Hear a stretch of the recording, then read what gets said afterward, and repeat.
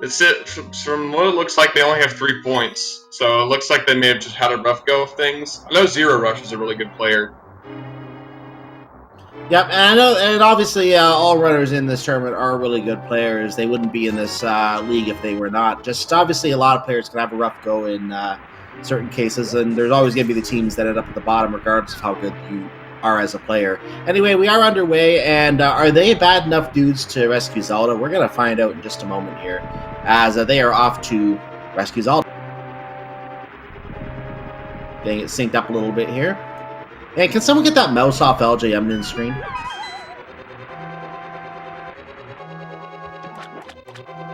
Nope, that cursor is no mistake. And make no mistake about our bomb start. Ooh, this is going to be fun. It's not the hardest intro, I guess you could say. It's not the hardest standard mode. I think maybe the K and Burner might qualify for that, as we find the mirror in the next chest. But the bombs are definitely one of those explosive items that you have to really be really well practiced with in order to clear the escape successfully using just those 10 bombs. And you're hoping to pick up more as you go. Well, something to note, that mirror lets us do the escape much faster than we normally would.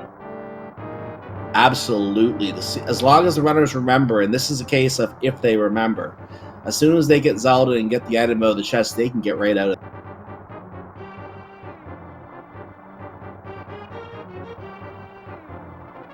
So the first step is standard mode, and this is regular vanilla Link to the Past if you're familiar with that. You have to go to the rain to the castle, rescue the princess, and look at that beautiful bomb kill from SuperNinTaylor. You can tell he has practiced this.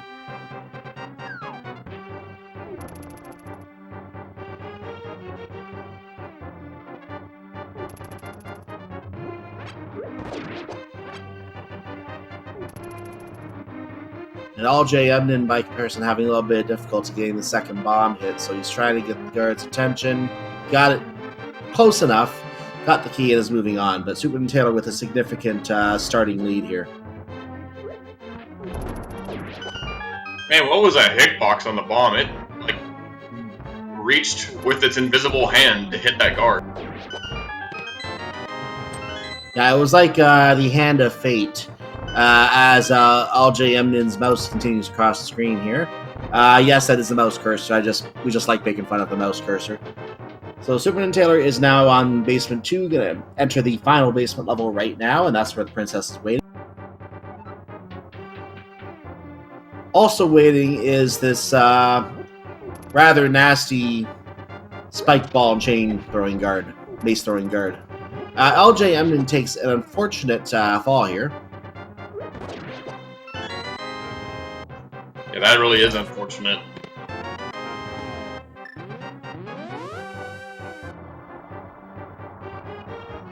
And blink and you miss it, you see that S&T is already back at the beginning of Hyrule Castle. He and Zelda warped away using that mirror. Yeah, the combination of the impressive bomb work from SuperNinTaylor and the fact that the mirror takes a lot of time off the return trip means we could have a potentially 5.5 minute escape sequence here, which is almost unheard of.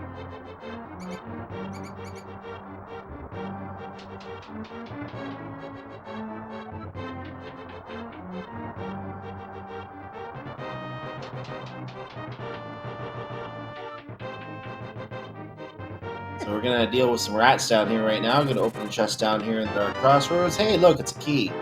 How convenient. Kind of need that key to get through here. Yeah, almost like that key had to be there or something. Yeah, it had to be there at that point.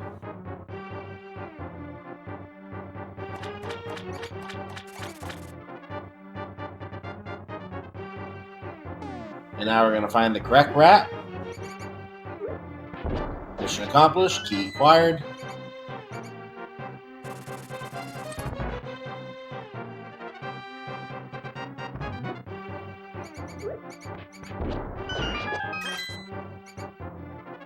And we're now on the back of Escape Secret Chest. We have 10 arrows, we have a big 20, and we have a blue boomerang, the better model according to many, because there's no leg frames on the glitter.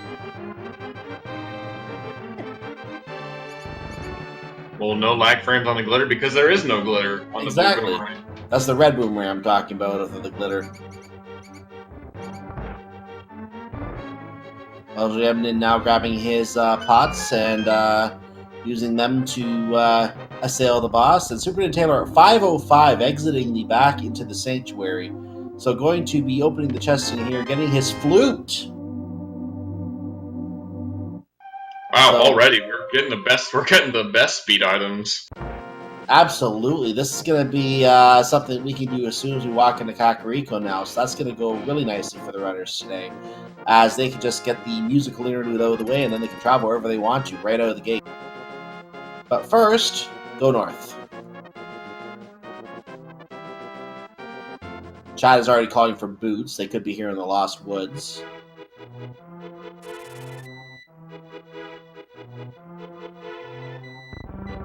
First, a tree pole checking. Hey, it's more bombs. Why not? Refill after the escape. I'm sure the runners wouldn't mind getting boots. Well, it was red, but it wasn't boots. I was going to say the exact same thing.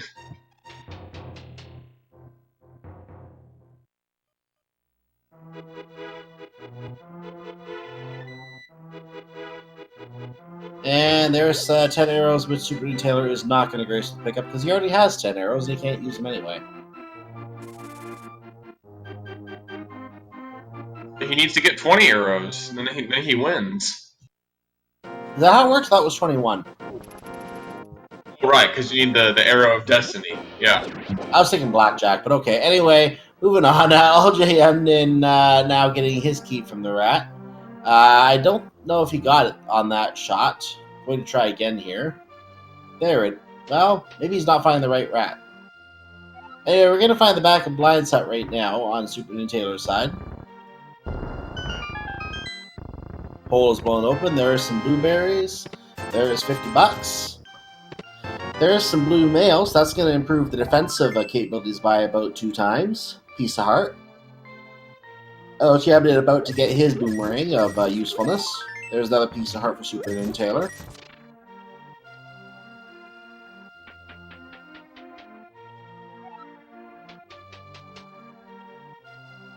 So SuperNinTaylor probably going to go with the well next, then the bottle vendor should be able to buy the item, and then he's going to activate his flute, I think.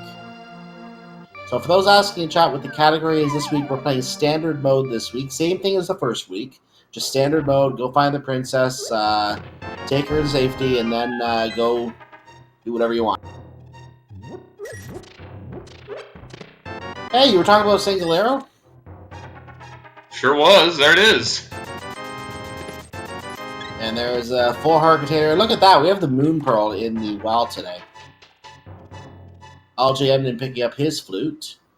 I don't think we saw a check of lumberjack. We'll have to see if LJMnin gives us a look at that information, whether he also skips that.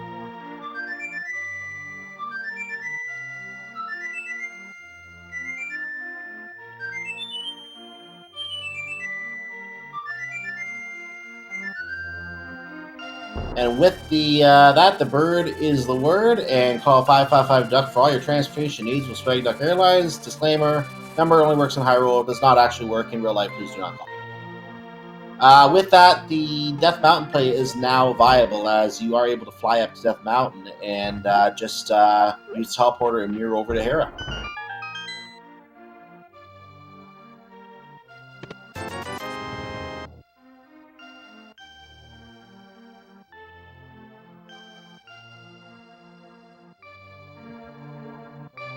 Nothing but 50 bucks on lumberjack, so nothing to write home about. And SuperNinTaylor's reason for not checking that again is because he doesn't have the boots yet anyway, so it's not a concern for him until he actually does get the boots. Then he'd probably be concerned they could be unlogic. But again, as you said, nothing to worry about, so won't matter today anyway. Looks like the Hermit Crab drops arrows today.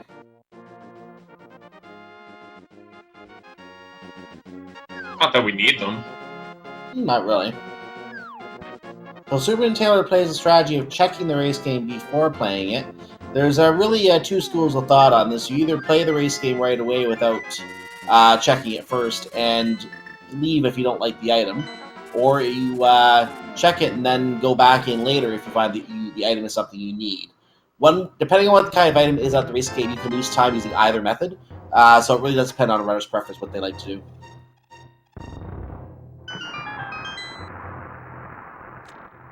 So the dam is flooded. They will have to do this again later, assuming they access Swamp Palace. But for right now, we're going to get the item that is in the outer dam. Oh, that's going to help with Zora money. Not that Zora is in logic right now, but sure, we have the Moon Pearl. We can do the they can do the sequence breaks. Exactly, they can do the sequence break, get Waterfall Cave and Zora while they're there. So I don't see any reason for them to skip that right now.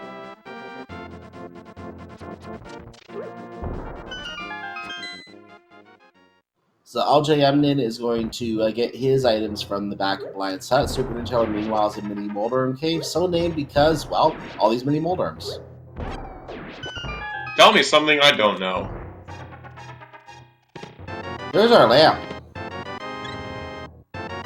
Well, that's something I don't know. And more money and a cape. So more money just in case you didn't have enough money for Zora already. Now you have even more. Not that not that getting money hints at Zora. It's not a logical thing at all. Just, you know, remind you, hey, you got money. You can do that now.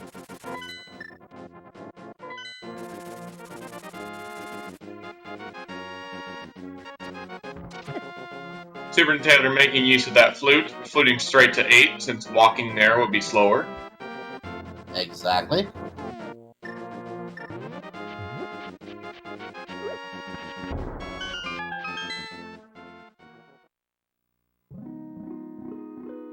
And having food at 8 walks into Ice Rod Cave and finds a big 20.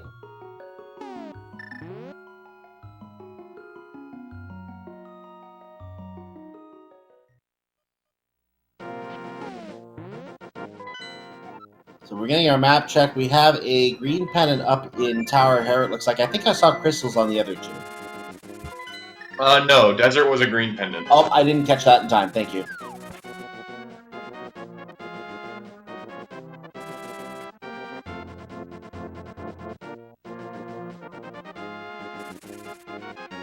Wait, no, I'm sorry. Hera, did you say Hera was a green pendant first? Hera is a green pendant, yes. Yeah, okay, I meant Desert was a red crystal. That's what I meant.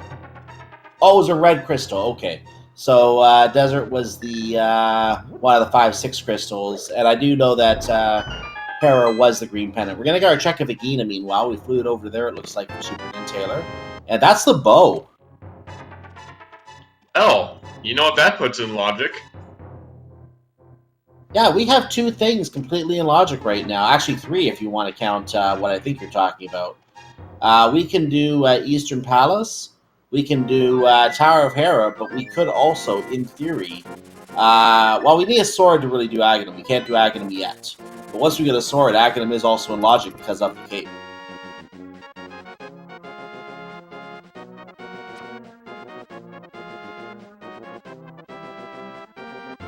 The one thing we need to make this a potential full light world clear before we move on to the dark world is the Book of Medora, and that would make...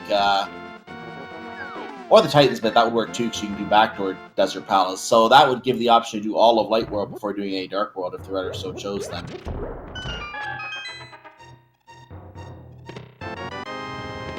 There's some bombs, there's some money, and there's an Ether Medallion. Now, that Ether Medallion is one of 3 medallions that you will find in the game. There's also the Bombos to its left, and the Quake Medallion to its right, which are still not lit up.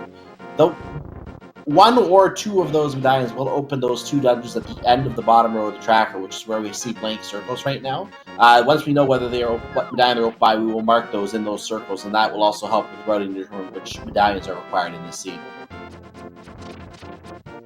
Alright, you talk about medallions, and one thing about the Bombus medallion, which is a swirly one to the left of the Ether on the tracker, that one is not only useful for opening up Midgey Mire or Turtle Rock, like you said. Right. It could also be helpful for getting through Ice Palace without a Fire Rod.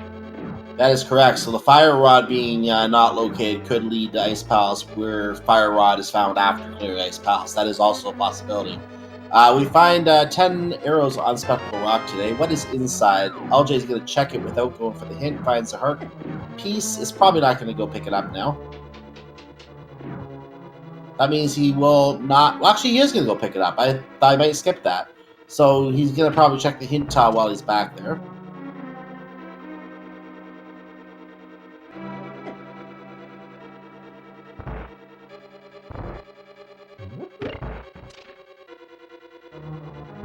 And as we get an item... Look at that! Something sharp is in Eastern Palace just as SuperNinTaylor picks up the sword. Is that like a prophecy?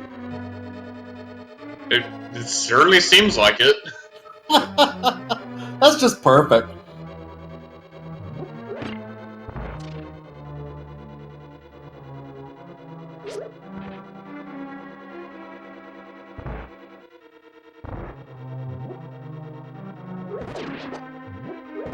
So SuperNinTaylor clearing the skeletons before they drop. I still haven't figured out how to do that properly myself.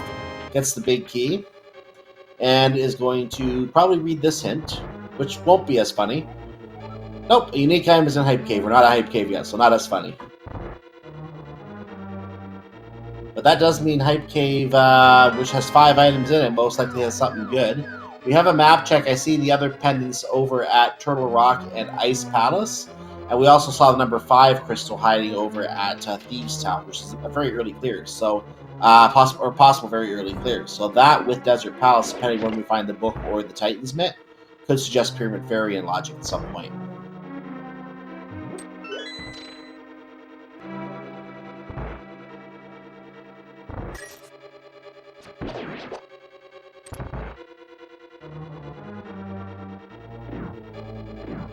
As a comment in chat, the single arrow in Hype Cave is confirmed. We already found the single arrow. It was in the well today.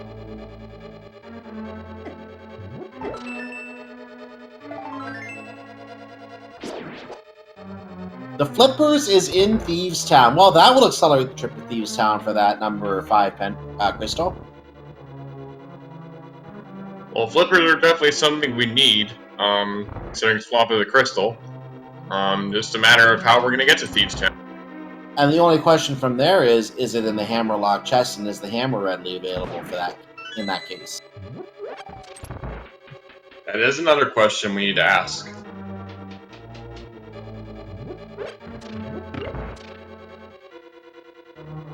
So the hints are actually really good today so far. That's not something I'm used to seeing here.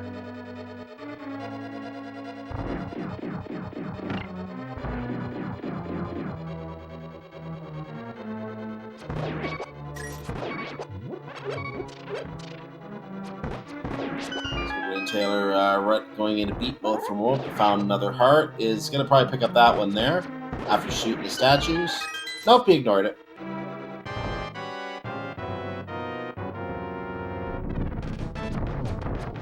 LJMnin going to pick up their bow. And probably very happy to see that. And I think there was a boss on SuperNinTaylor's side, but I didn't see it. Anyway, he has his first crystal.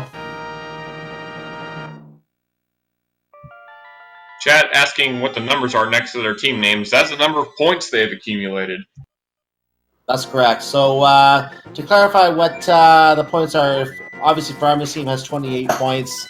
In terms of the standings, they are currently number 2 on the standings. They get behind Team Awesome, who has 30 points. They are both qualified for the playoff phase of the event, of the whole league for this season. Rush the Nintendo Swag, unfortunately, is out of it with their 3 points, as it look the next 2 teams that could qualify have 19 and 21 points respectively. So that means Rush the Nintendo Swag is out of the playoffs.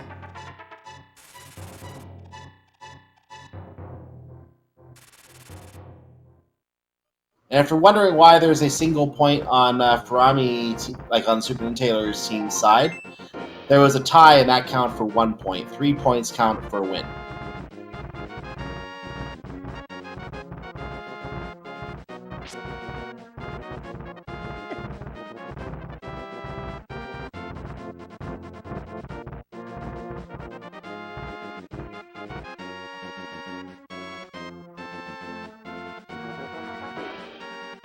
Alright, well, SuperNinTaylor are going to make their way up to Hera, not before checking Spectacle Rock Cave. LJMnin, meanwhile, is on the mini Moldorm cave. We'll get his lamp and his cape. The Ganon special, if you will. Mm-hmm. And they do have that single sword now with the cape, so it is definitely possible. SuperNinTaylor's like, yeah, I know, it's right here.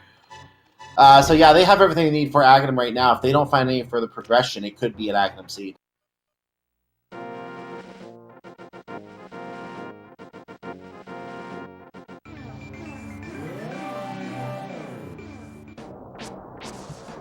You know, very subtle things that I'm seeing on SuperNinTaylor's side. You see how quickly he transitioned into the Dark World? It's called a quick warp. I like seeing that.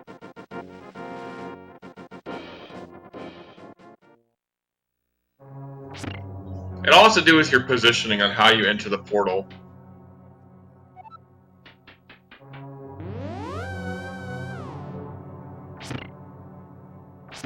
Well, SuperNinTaylor very speedily declined those arrows, gets his flip percent, and knowing that's the number 5, Crystal will, again, probably be very interested in that. Gonna head upstairs and take out Moldorm right now, it looks like, or maybe see if there's an item on him first. I did not catch if that was the case or not. So far, we haven't seen anything. We saw one item that was the 10 arrows.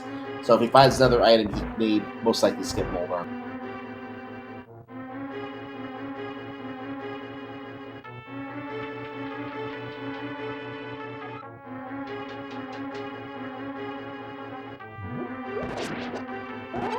He has to be happy with his execution so far, so in his case, even if he finds a second item, I would still suggest possibly go for Hera just in case the green pendant does turn into something later. By the way, there's always money in the banana stand. Not that that's a useful hint, but it's a very interesting one.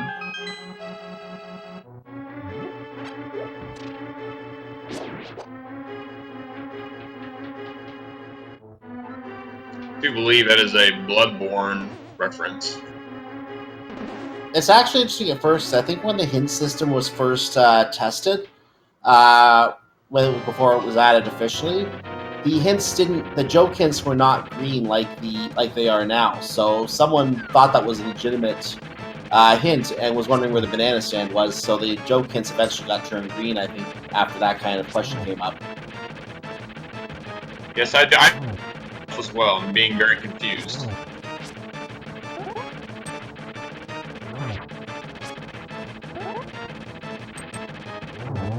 Speaking of joke hints, a lot of them are Zelda 1 references, so if you get a hint to aim at the Eye of Goma, it is useful information just for the wrong game. There is a key for the basement on SuperNinTaylor's side. I don't think we saw the second item, so we are going to have to get a coffee break for that other item.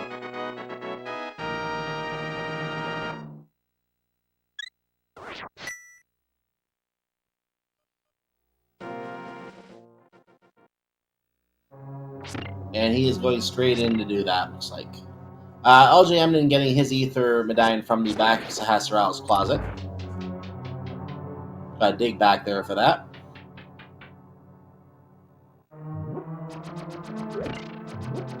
And SuperNinTaylor is readying himself for a coffee break. Or maybe just gonna throw pots and towels because he can. And there's the bomb, and now break time! Now's a nice time to take a nice little sip of your coffee.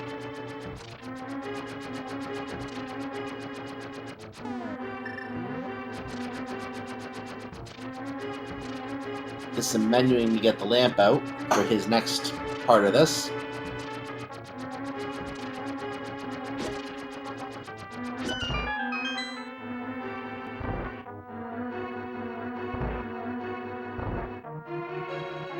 And the lamps are lit. And the item is... that's the ice rod, I think. Or that was a fire rod. That was actually the fire rod. That was a fire rod. It's hard to tell in the commentary stream. I saw the replay. It is the fire rod. So, you know what that means? That lamp is definitely required. 100% to get the fire rod. Yeah, like, you can't skip the lamp at all this seed. You actually definitely need the lamp. Absolutely.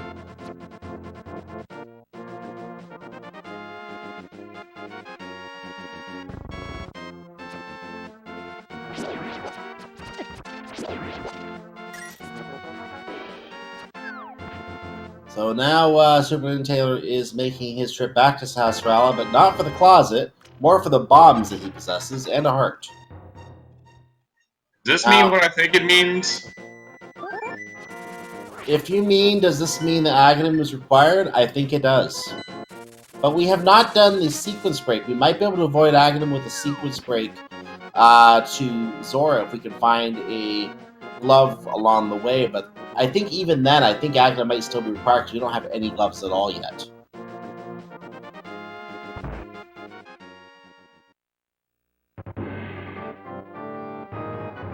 And we don't have the hammer anyway, so it makes access very difficult. Yeah, I'm going to say this is not a required seed right now.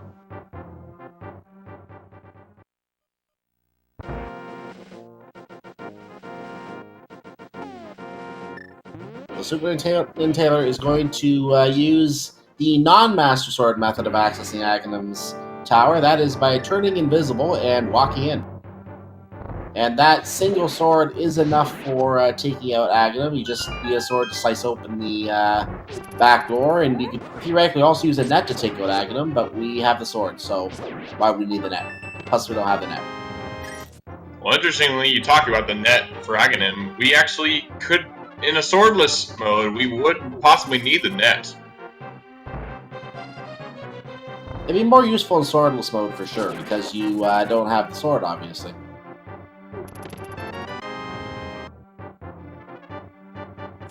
SuperNinTaylor showing off some swag there with a chest turn. Now we have calls in chat for the hook shot or the Meyer coin to be on the pedestal. Our chat is evil. I don't know if this has been mentioned before, but our chat is evil. Not that there's anything wrong with that. Oh, SuperNinTaylor taking a punch from the guard. And punches the guard back.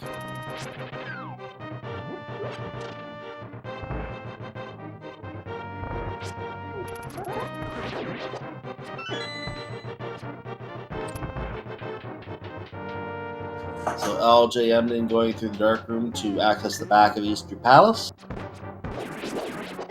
Now LJ has not taken out Moldorm according to our tracker here. By the way, sweet corn on pizza, I don't like that decision. I don't know why that is a pizza topping.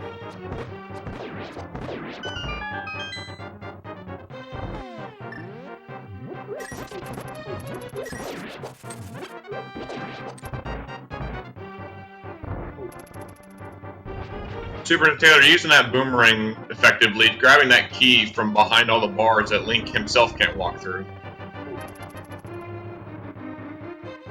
I may point out in chat that LJ did not have the sword or any kind of fire when he first went to Harris. That's why Moldorm is still standing on his side.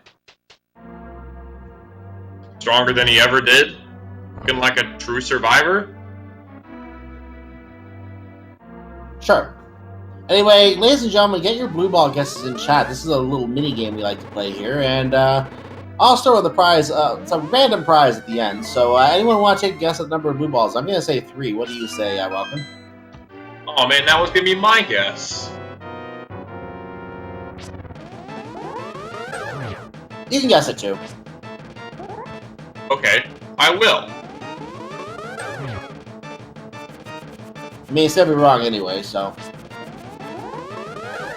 1 blue ball.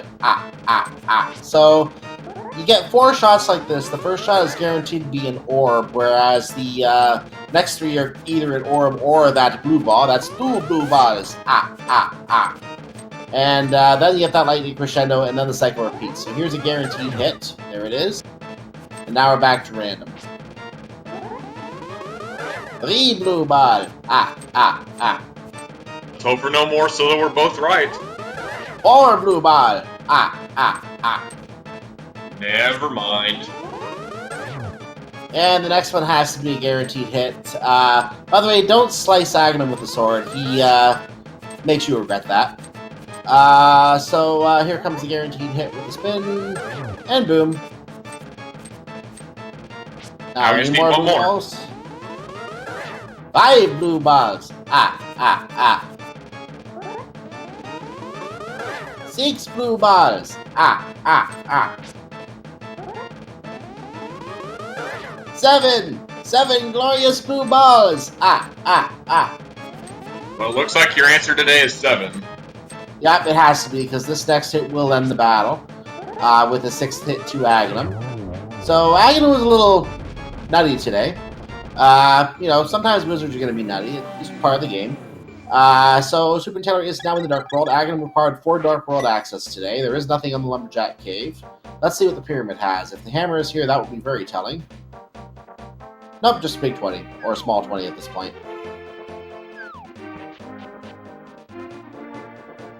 So at this point, all we have right now available to us is Palace of Darkness, because we do not have a glove or a hook shot to get anywhere else in the Dark World. That is correct. By the way, quick shout out to the Catante, who is the first person I see to get a 7 in the chat. So kudos and congratulations on unofficially winning our unofficial game, and the unofficial prize is a wonderful bowl of nothing served in the Palace of Darkness, where there's so much nothing. You get an infinite supply of nothing. Please enjoy your nothing and always come back for more nothing. Man, nothing beats nothing, am I right? That's absolutely right. Nothing better.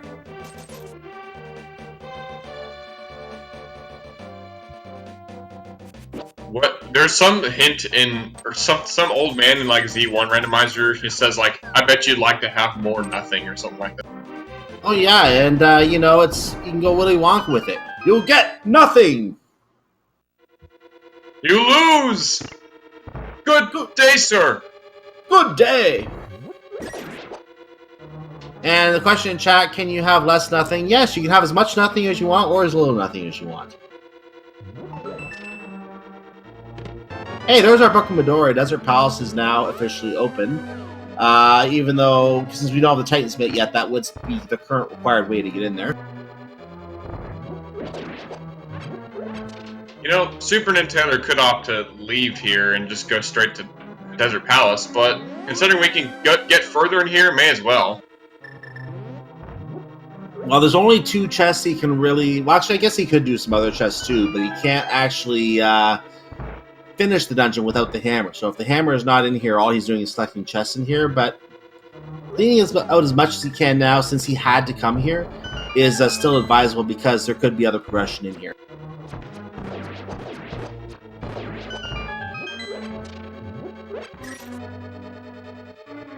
And LJ about to take on a worm.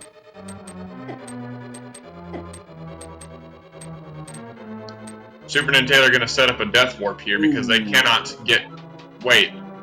They have the mirror. They don't have to set up a death warp. Yeah, they don't have to do death warp.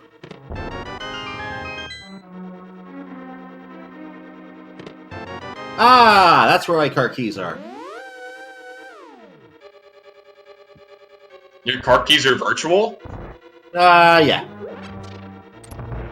LJ is getting punched into the pit repeatedly by this really vicious, evil worm. One might call it Troll Dorm? Yeah, very trolly. Meanwhile, SuperNinTaylor continues unfestered. And LJ literally gets punched as he lands. More keys. He's trying to use the cape here to avoid getting hit, which might not be a bad strategy at this point. And the worm goes down. You know, it kind of was a good strategy, I would say. Yep. And go have some coffee, he's being told.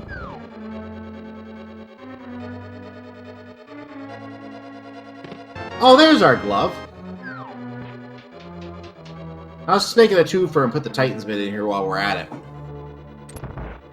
Yeah, well, anyways, to note something noteworthy, now that glove, while we're here in the Dark World, we can go check Catfish now. And if SuperNinTaylor feels like it, they can mirror and go check Zora as well, but I don't know. Maybe you want to group that in. At this point, I have a feeling he might put that in with the northern check, so when he gets to Village of Outcast, he'll check that, he'll check Thieves Town, then he might go along the northern path, while checking Bumper Cape at the same time. That way he can get Catfish at the end of that path, and go straight to Zora from there. That's the routing that I would probably take.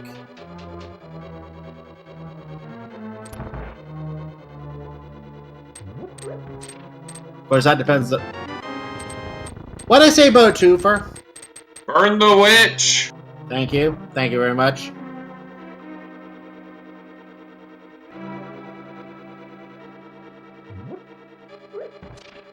So that, without a doubt, means that this trip to the Dark World through Aghanim was indefinitely required because you couldn't get any kind of lifting power without going through Aghanim.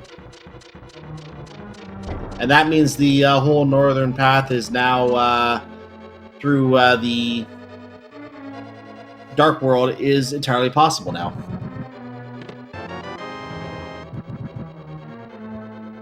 I think that'll be mildly annoying when trying to leave this area. If you want to save and quit, you can't really. You have to mirror out of the dungeon, and then mirror to the light world, and then save and quit. That way you can go wherever you want. Pretty much. Since they have the mirror and the moon pearl and all that, it means that they would start again in the Dark Worlds. That is right. No, it's only if you have the mirror after being Aghanim 1. Yeah, exactly, after being Aghanim. Which is another reason why a lot of runners will put off Aghanim in all dungeon seeds.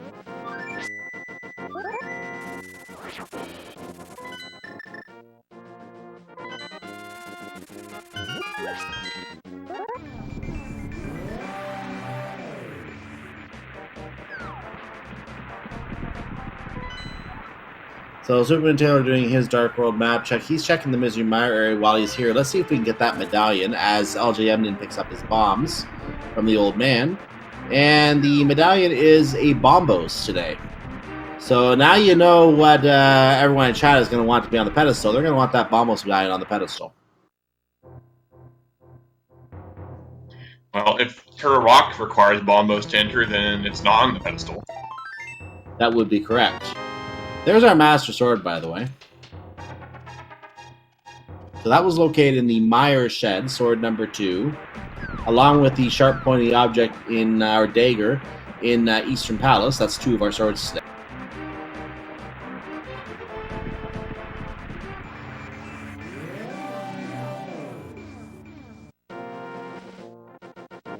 And now getting Checkerboard Cave. Could this be another sword? Nope, just a big 20. Well, if this was swordless and that rupee was green with a 20 underneath it, it would have kind of been a sword. Nah.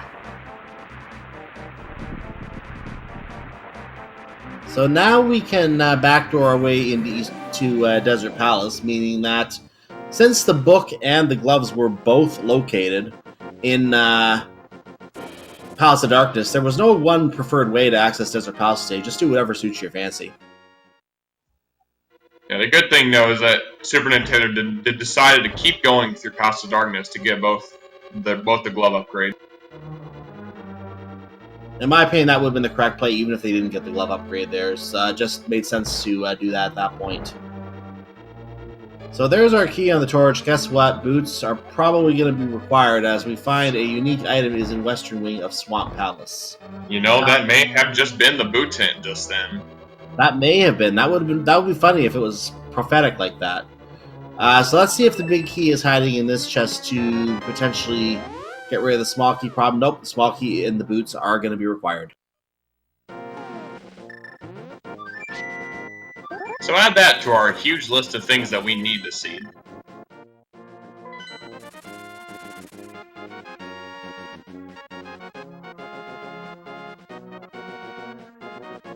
And of course, chat calls for boots on pad.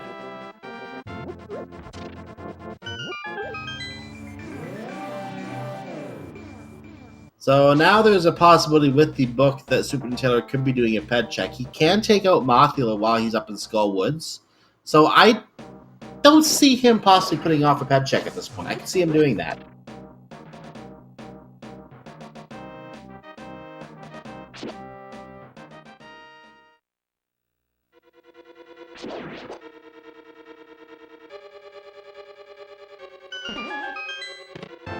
So there's a Skullwood small key. There are 3 of them collectible in chests, which I don't think includes the one that has to be a small key.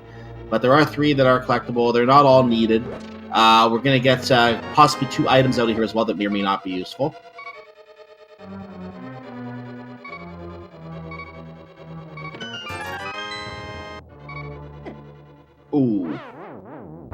Well, that is a unfortunate fire bar burning by SuperNinTaylor. Pretty sure that was intentional, but, you know.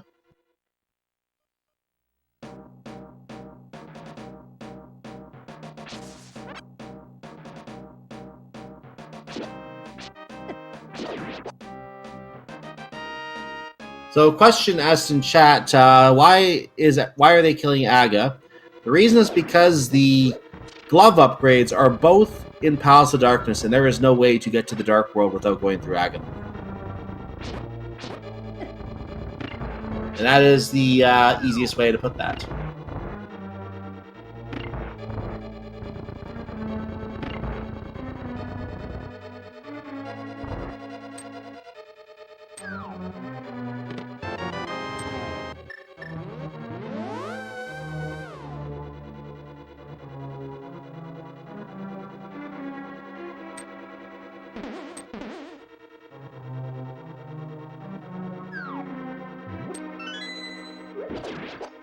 Alright, well, so far, we've only found that big 20 in the front of Skull Woods, so there's one more item, I think, that's still hanging out in the back of Skull Woods.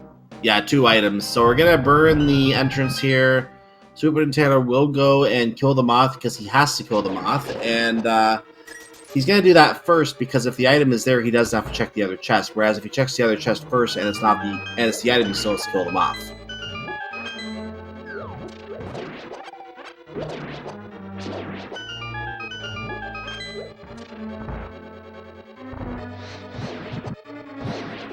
And after that, I would say that he will most likely do a pedestal check. Yeah, because there can be something that we need that's on that pedestal, and we may as well figure it out now. He's going to burn the mummy. That mummy has a key. Thank you very much. Go away, hand. Well, you gotta hand it to him for his tenacity. I want to thank the Link to the Zelda developers for introducing Master Hand to us at a very early part of the Nintendo process before Smash came out.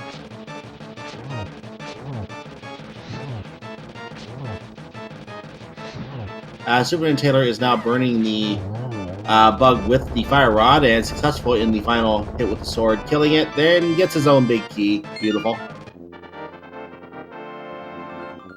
So LJMnin is going through the 7 blue balls that Ganon will throw today before he's allowed to finish the fight.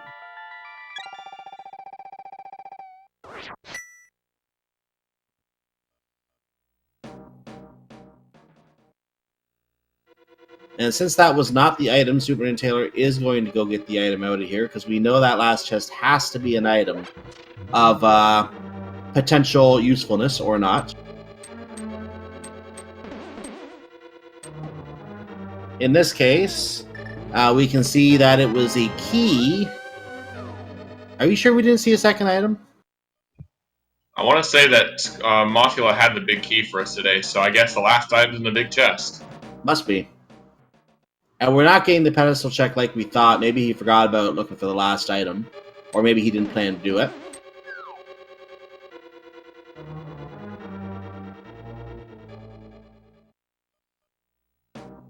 Chat is raging at the fact that SuperNinTaylor did not do the pedestal check. He may hear about that from them later. Well, we still have, another runner that's running this seed. Yep. You might see it from them. Very possibly. And that would be an information advantage if he does do that.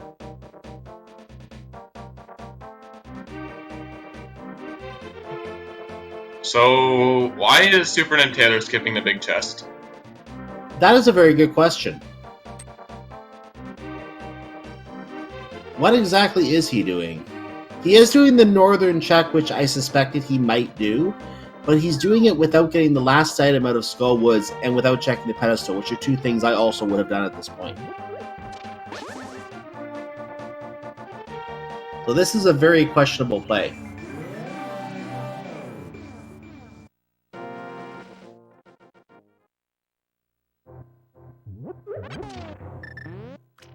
So when LJMnin gets there, even though he is a little bit behind right now, especially thanks to that death in the escape area. There's a bottle, by the way. I think that was a bee that was in there. Yeah, it was a B-Torp. Yeah, B-Torp, exactly. So if there's something important in that chest when LJMnin comes to that chest in Skull Woods, that big chest, or if there's something important on the pedestal which SuperNinTaylor will have to get later anyway, but especially the big chests, that would come to bite him, and that would be something that could give LJMnin the chance to get some time back to potentially steal this.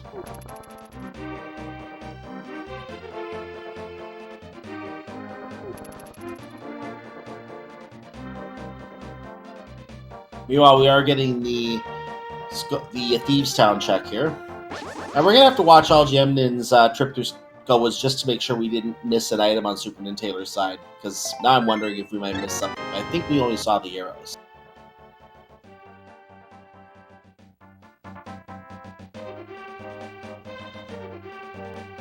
Oh, it's being noted that he doesn't have the boots, and maybe that might be why he didn't do that. But I don't think you need the boots to get around there. I think you do it without the boots. Oh, we found our bag of spices, by the way. Wait, to get the big chest in Skull Woods? I don't think you need the boots for that. No, you don't need anything. You just need the logical way to access it is by falling beneath a secret hole underneath the bush. Yeah, you can do it, or you can bomb jump to it as well. That's the other way you can do it. There's a cave of Samaria.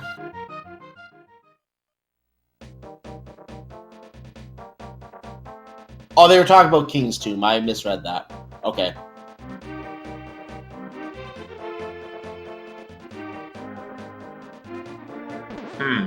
SuperNinTaylor could have also checked Sick Kid just then, but they didn't.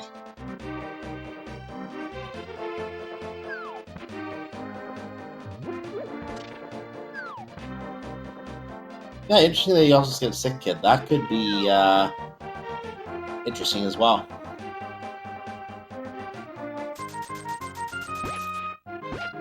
So we're gonna get to go digging today, and let's see what kind of beautiful item we find in the ground.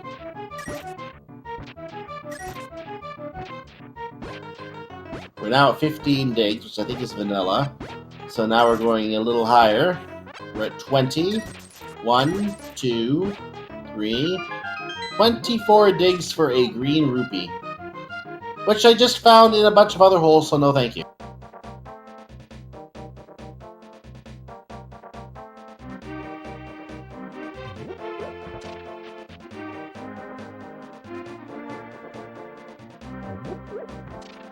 And we commemorative green rupee. That's correct. I was going to say that too. Anyway, SuperNinTaylor is picking up Jeremiah and is going to take him home. Not really doing any kind of world tour today. Can't do hammer pegs, so just going to go straight there.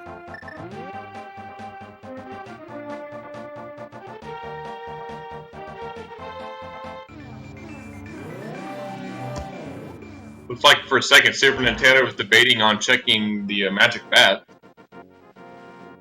He'll do it after getting the dwarf, I think. And getting a full heart container.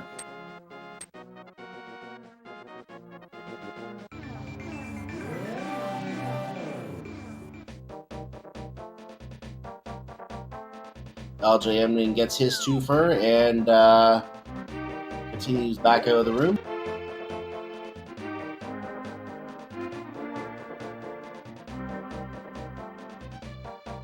He uses the key and does not do the bomb jump, so he is going to access these normally. By doing that, not having the big key already, he's going to skip time. He's going to save time just being able to grab the big key and go straight to the big key chest, not having to skip the big key chest the first time by.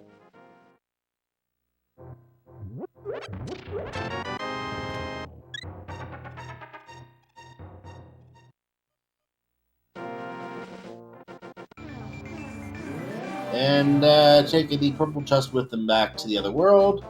Going to go check Stumpy right now. Nothing of interest, I think, in K45, if I saw that correctly. What does Stumpy have today? Stumpy hands you a piece of his heart and turns into a tree. What a sad story. Yeah, that's really sad.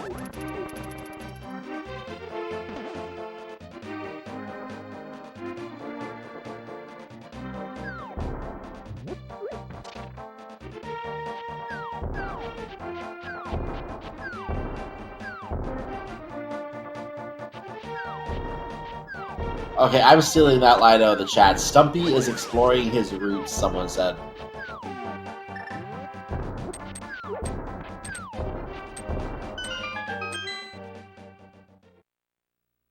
So we are in Hype Cave. We know there's a unique item in Hype Cave. That's not it. That's a piece of heart. So let's see what the unique item is. We have red mail. We have a Bombos medallion. I would say that's unique. We have boots. I would say that's unique. And we have a full heart container. Relkin, rate this Hype Cave. That's a definite 10 out of 10 because of those boots. Yeah, I'm going to give that straight to an 11. 11 out of 10.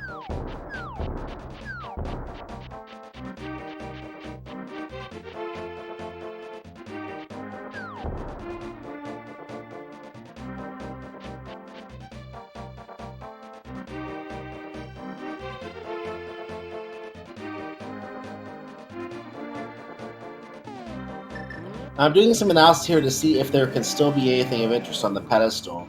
The hookshot comes to mind as a possibility. We need the hammer to get to the east side of Death Mountain, but I think we could get to Turtle Rock without the hookshot. So the hookshot could potentially still be a pedestal item.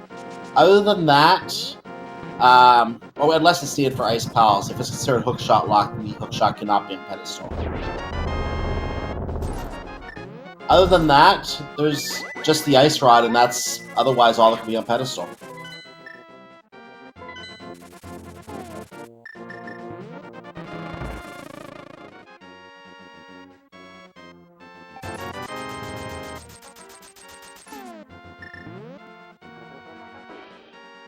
Oh, ice rod is needed for Turtle Rock. Yeah, unless the hookshot can be on the pedestal, pedestal is dead. Much to chat's chagrin. Yes.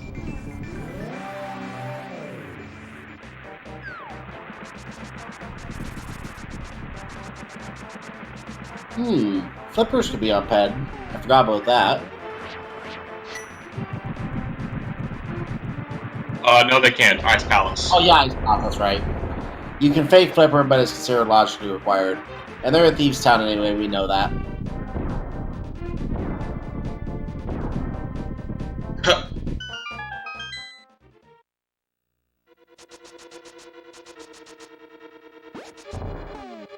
If I think the SuperNinTaylor has not gone to Thieves Town yet, he might be waiting for the hammer to do that. Sick Kid was okay to skip for SuperNinTaylor. It was just a full heart container. Basically ripped the heart out of his chest, I guess. That's kind of demoralizing.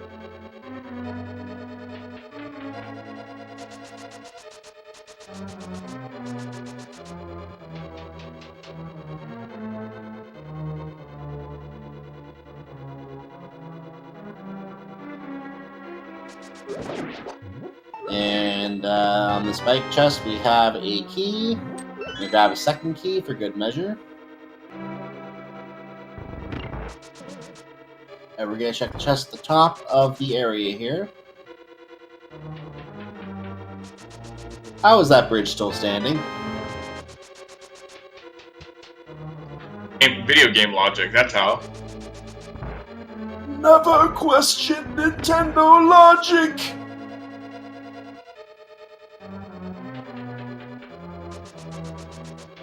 So moving on, gonna go to the lower door here, open it up, and he has an extra key to go through the next door.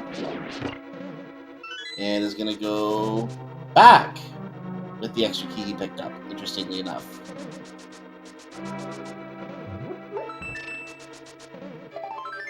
Get that heart piece.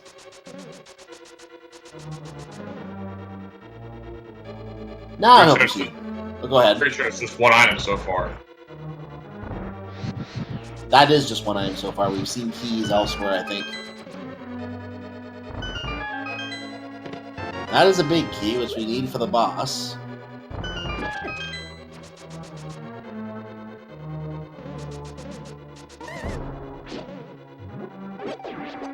LJ going to the brewery in Village of Outcasts. He's going to pick up his bag of powder.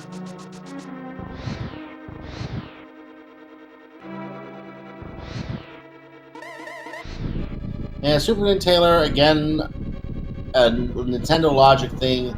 Lighting torches moves a wall. Go to quest. I get it. Alright.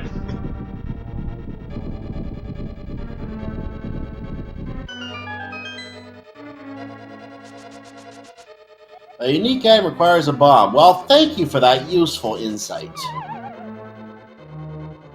You know, that could be another good hint. Could be.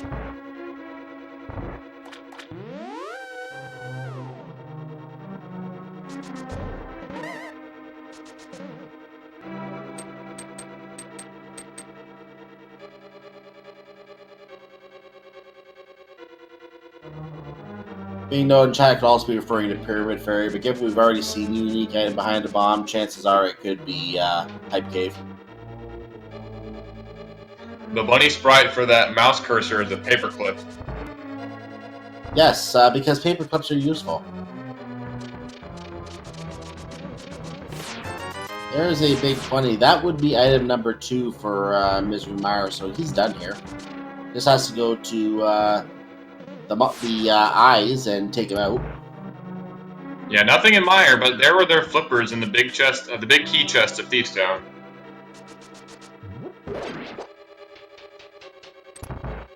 So they were found early. They didn't require the hammer. That is going to be good information.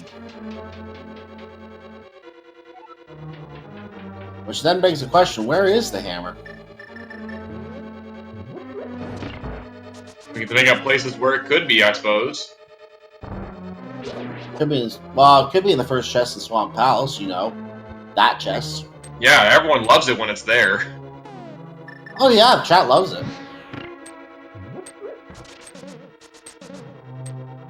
Could be in that big chest that was skipped in Skull Woods.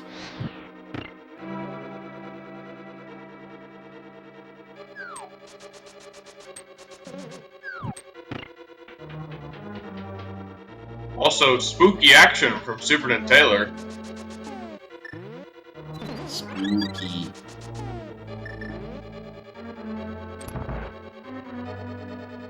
So, we don't have silver arrows. This will take more attacks than you would otherwise like here, as we're going to now be sword slashing these eyes, it looks like. We're sword spinning these eyes. A heart container and some cash requires a big red bomb, by the way.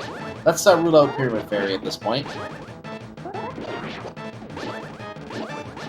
And the eye fires lightning.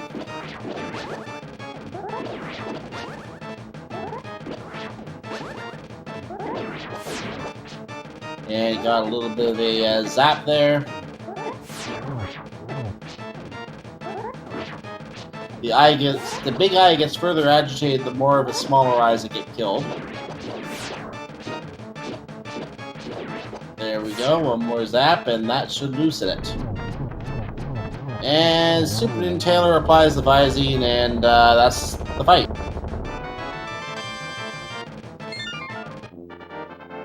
All for the map that we knew had to be there by that point. I didn't see what LJ just picked up out of the Sunshine Room, but we'll get to see that on the SuperNin side eventually, I think. Looks like a heart piece. Eat to our tracker to Dimensive. Yes.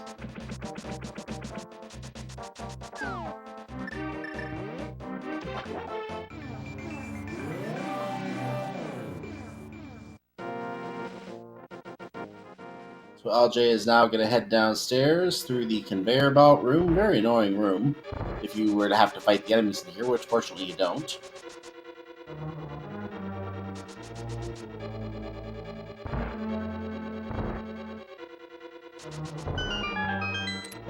And LJ dealing with that skeleton who likes to throw its bone at him.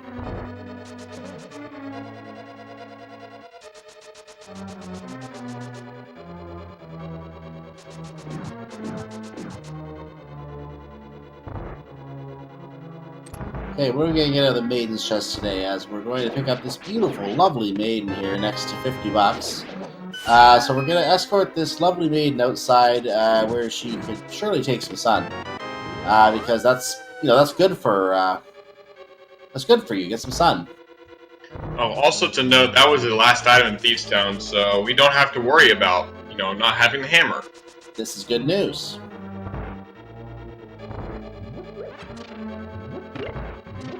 So we're gonna go and give the lovely lady some sun. And as a result, as we find the shield in the big chest in Desert Palace, I hate insect puns. They really bug me. Ho ho ho! Honey.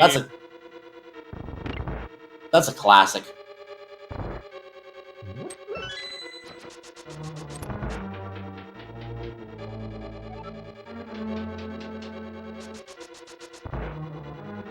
And LJ using invincibility strats to finish the final part of the blind fight. Good call. Avoid having to chuck a potion or take a death. And you get that magic back right away. So LJ now has his second crystal by my count here.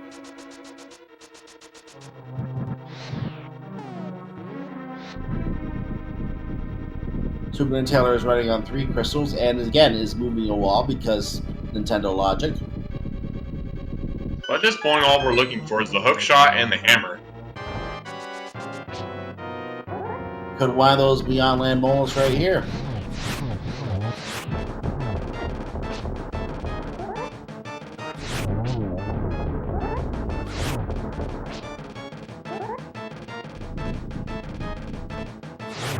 We may find out in just a second here as the third and final worm explodes on SuperNinTaylor's side. It was not either of those items, it was 10 arrow.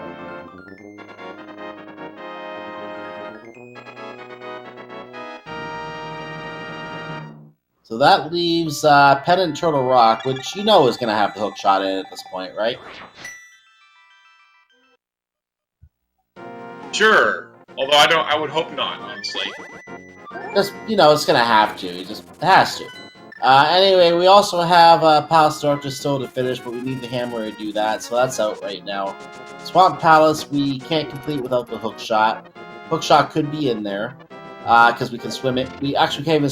He can't swim in yet, but we do know the flippers are in Thieves Town, which is where he's going to go next, and then probably straight down to Swamp Palace from there if he doesn't, since he won't find the hook shot in Thieves Town. Either that, or he may try to head over to Ice Palace with those flippers.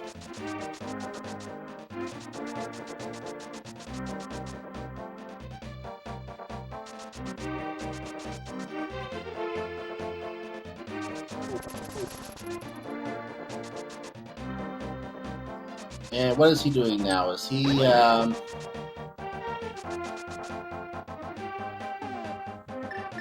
gonna check a lumberjack. Yeah.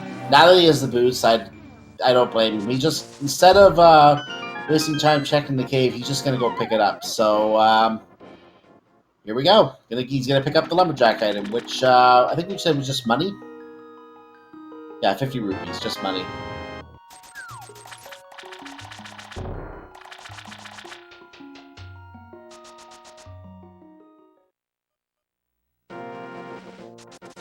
And I think he's ruled out the pedestal at this point. He's not going to check the pedestal. He did not go to check the last chest in Thieves Town either, the big chest. Skull Woods, you mean? I mean Skull Woods, yes, sorry.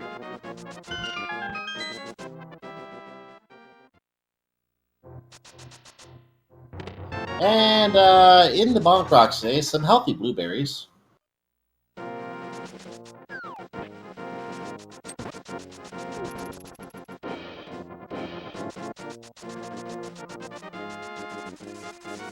And now that SuperNinTaylor has the boots, he can go ahead and take out the King's Tomb area while LJ does some research.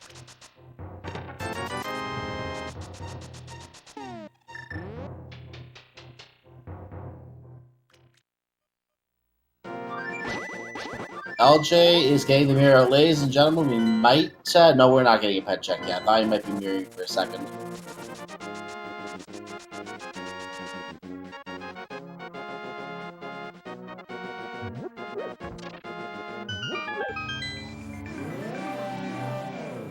SuperNinTaylor heading to the portal and heading down.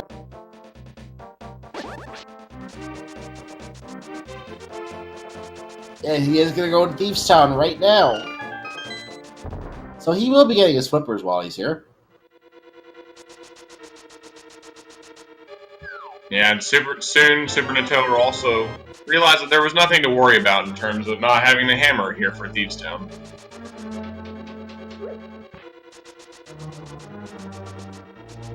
You could be thinking the hammer could be in here right now.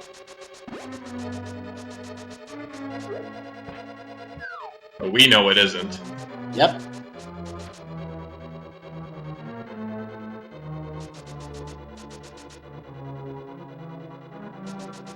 And LJ's cursor is backwards.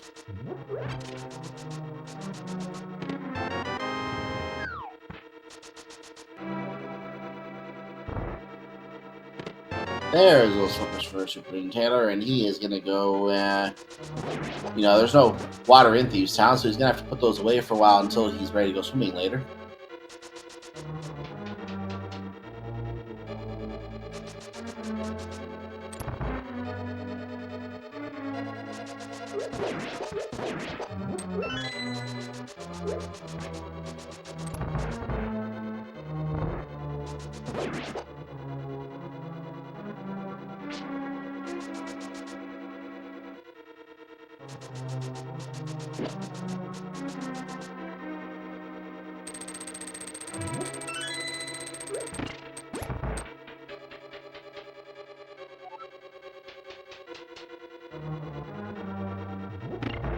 Alright, it'd be interesting to see here if LJM checks this Skullwood's big chest once they defeat Mothula. Yeah, this is something that SuperNinTaylor did not do. Was it a good skip? Was it a gamble? Or was it something that SuperNinTaylor just skipped and didn't realize it? We may find out in about, well, add a couple more minutes with that death to Mothula. One thing I don't know if LJM knows is that you can use the B on Mothula.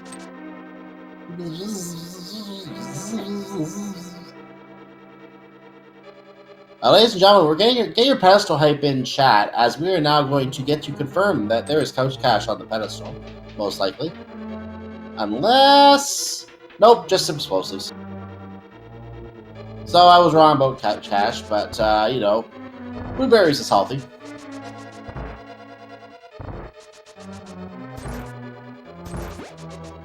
And the instant disappointment from chat as they realize their dreams are crushed.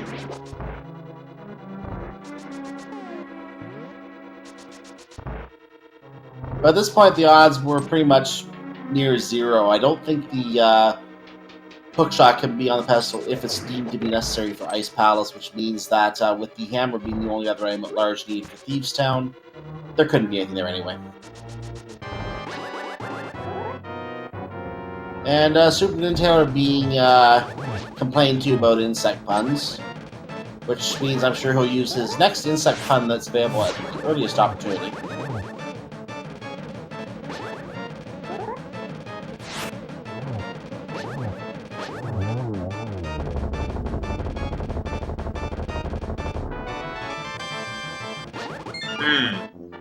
Speaking of LJM looks to be going to Ice Palace? He does. Or not. He might be going to the island.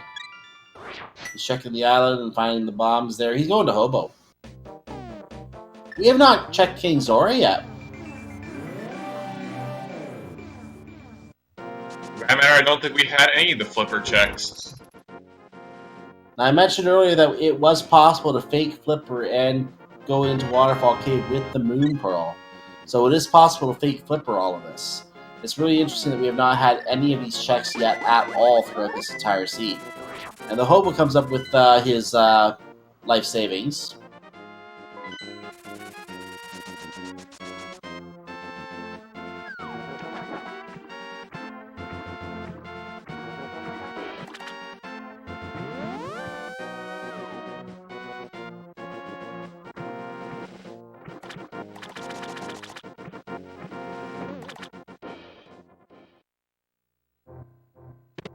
SuperNinTaylor, meanwhile, gets to Waterfall ahead of LJMnin and finds nothing there.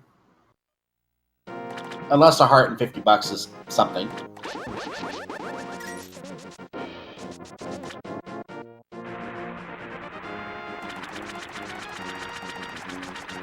So after the diverging routes, it's actually interesting to see both runners doing this at the same time.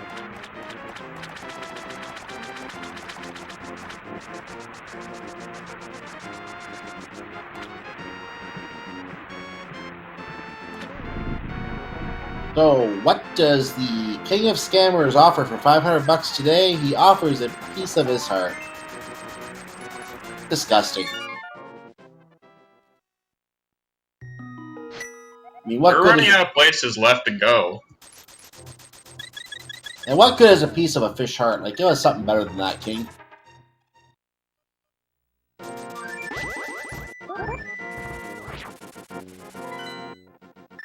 So what is left that can be checked here? We know Bumper Cave, we know Zora Ledge are both not the play. They both have nothing of use. Pyramid Fairy we know is not the play.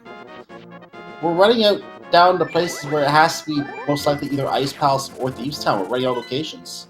Are there any mirror locations they've not checked yet? There is the Ether tablet up here that S&T looks to be checking now. And Bombers, of course. Bombo's tablet? No, we already saw Bombo's tablet, I'm pretty sure. Okay. Okay.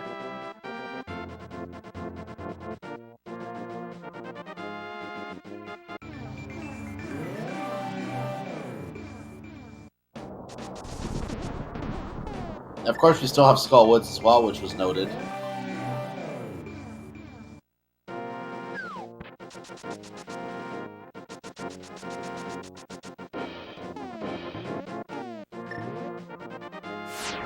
Super Nintendo prays to the Nintendo prays to the gods, gets another piece of heart.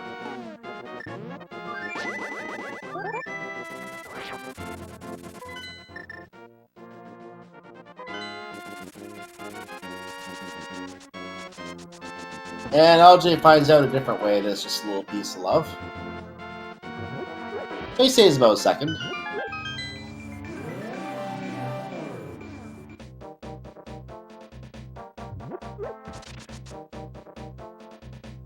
Question in chat, did they check in with Sahasrara? Yes, Sahasrara gave his breakfast.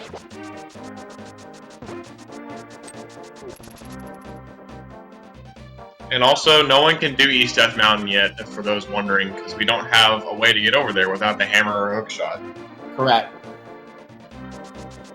Which means Turtle Rock is not even on the table yet, because we can't even access it.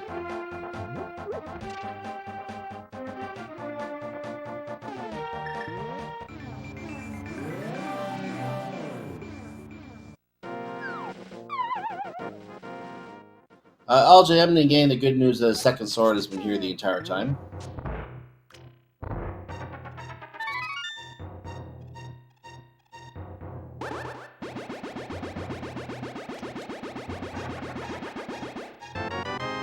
There's your hammer. The magic bat today curses you by making you weak.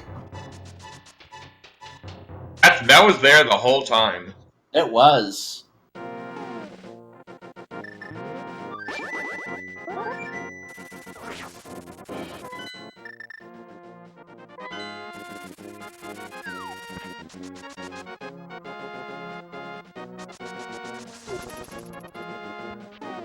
Well, that hammer, now a whole bunch of the world is open to us. And all we need is the hook shot and possibly a Quake Medallion.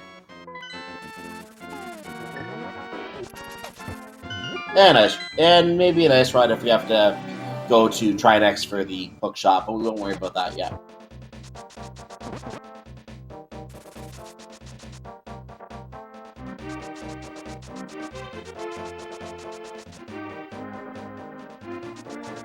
Oh, we're reminded of the desert hint, by the way, and we have completely forgotten that Swamp Palace could potentially be the home of the hookshot.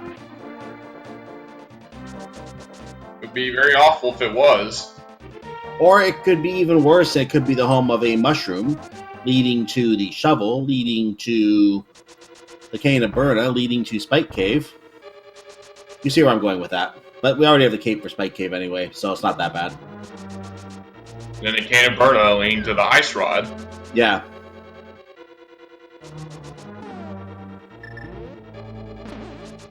Then the hook shot's on Trinex, and then you have to go back to Swamp Palace. Let's assume that won't get that bad today.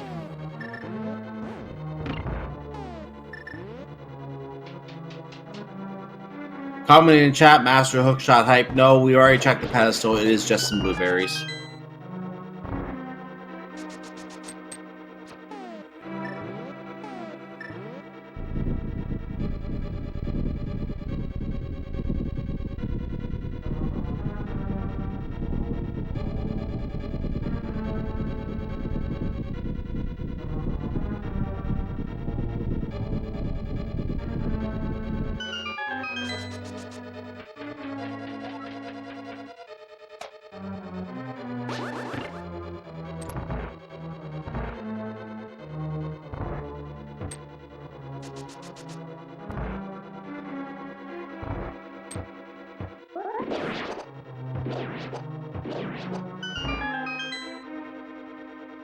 SuperNinTaylor is doing the work to quickly take out Pod, so he never has to come back here ever again.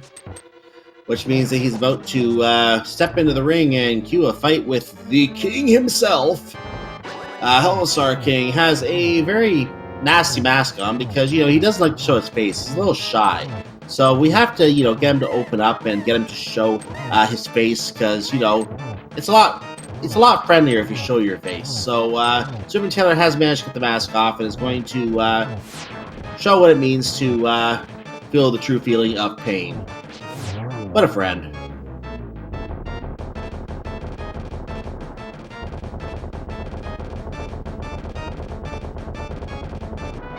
There's your silver arrows. So you can't miss those today. They're on a boss you have to kill. You can't miss them today. So a forced silver's fight against Ganon. Pretty much. Forced silvers in inventory. It's your choice whether to use them.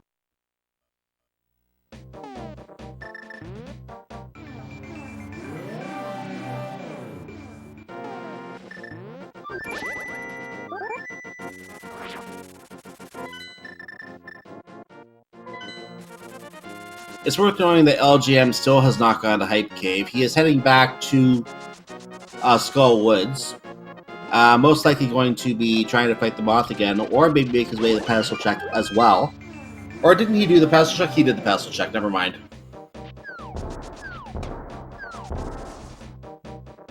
Yeah, LJ was the one that did the pedestal check for us. That's right.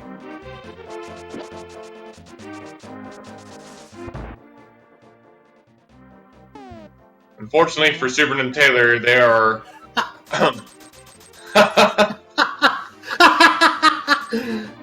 you are carrying too much! Use some of it first! Sorry, go ahead. Unfortunately for SuperNinTaylor, they're just wasting time here by turning this big red bomb in because we already found a hint for it. That's right. So he apparently never saw that hint or forgot about it if he did see it. So we know he's not going to find anything here.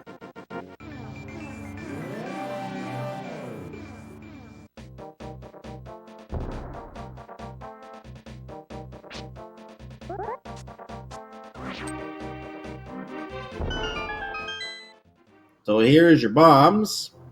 Well, there's the heart. So here's your... Oh, it wasn't bombs. Okay. Apparently I forgot what the hint said. Heart and 50 rupees.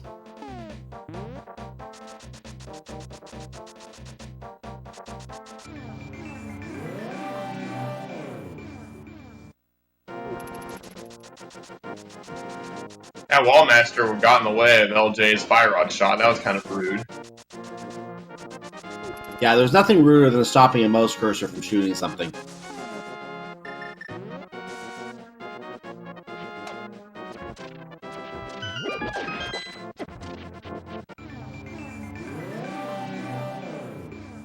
So yeah, we're going to go to Swamp House now, and here is the nightmare scenario. We could find the mushroom or the shovel, which could lead to the other of those items, which could lead to an ice rod, which could lead to Trinex, which could then lead to the hookshot. Imagine the possibilities. That is the nightmare scenario. SuperNinTaylor really hopes that the unique item in the western wing of Swamp Palace is the hookshot. But given that the mushroom, the shovel, even the can of Burna, and the net and the ice rod are all unique items, it could be any of those.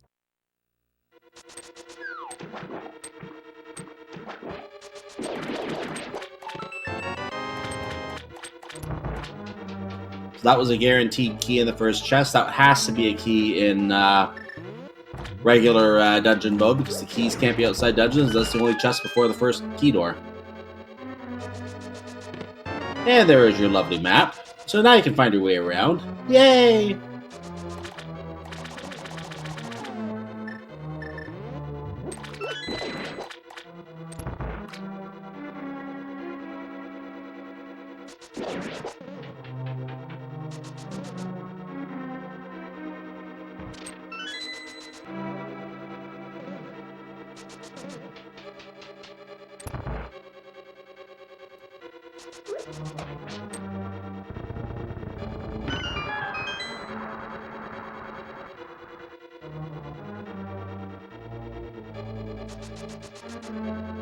So the first layer of water has been pulled out from its statue that likes to spit.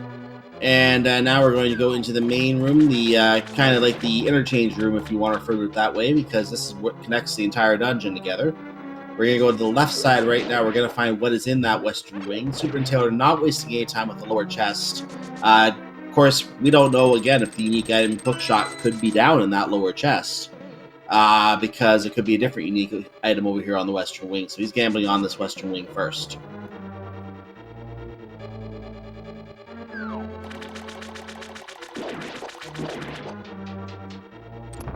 Now that he has the key, he's going to flood the area.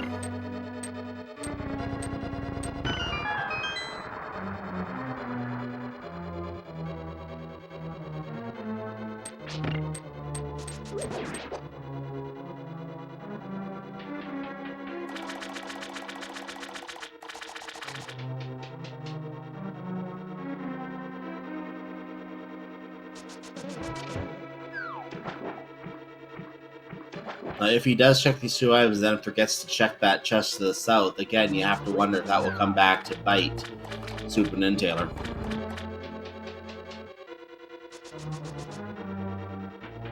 You know, if I get a unique item hint about, left side swamp, I might honestly be compelled to go ahead and check left side.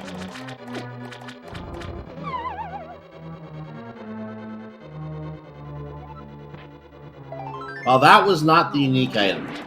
So the unique item has to be in the other chest. We did know a piece of heart was the other item, so we now know the unique item is the other chest.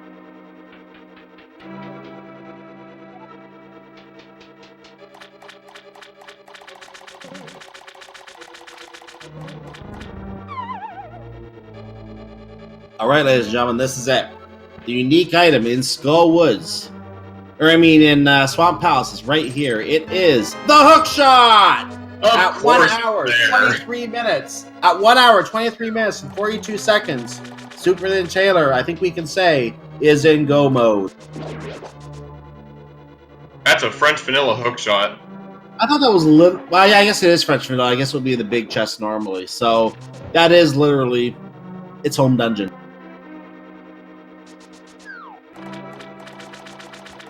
Well, apparently SuperNinTaylor is smarter than us, because they skipped the Skullwoods big chest, and they skipped the south chest, which they're still checking anyway. And it skipped all of Death Mountain.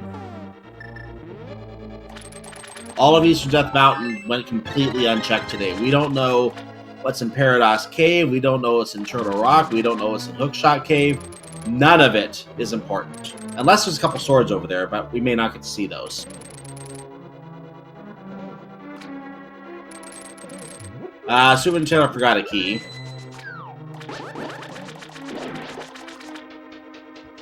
It's easy to do when you just find your hookshot on left side. Yeah, it is. Sometimes it's useful to pick up that key along the way as well. Just don't accidentally flood the other key while you're doing that.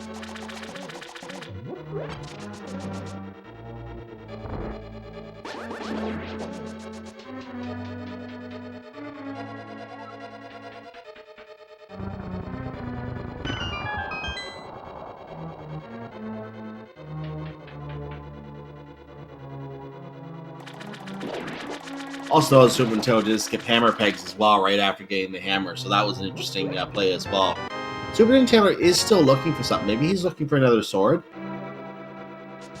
Probably. Probably doesn't want to do Master Sword Ganon if they can help it. Well, he found $300.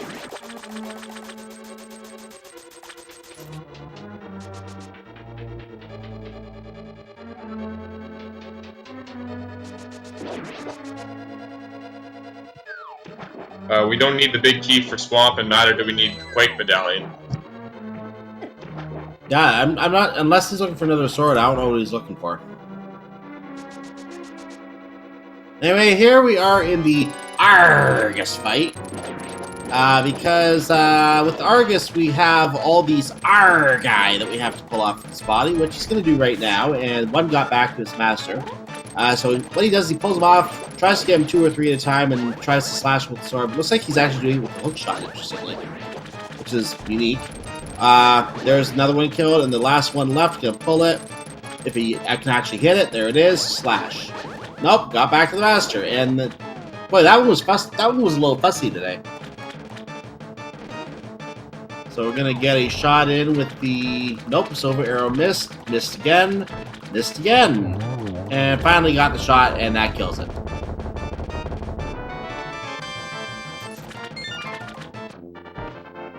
By the way, that was our second single green rupee, so there you go. They've now been found. So, ladies and gentlemen, unless SuperNinTaylor is still looking for something, we're off to Ganon's Tower. That means we have a game that we have to play. So, ladies and gentlemen, get your guesses in chat once we start the bot here, as to what chest you think the big key is located in Ganon's Tower, 1 to 22. We're gonna get that started right now, and no one has started yet. So I will. There it is. Drossi has started. Thank you for your help. So get your guesses in chat, and where do you think that is today, Robin?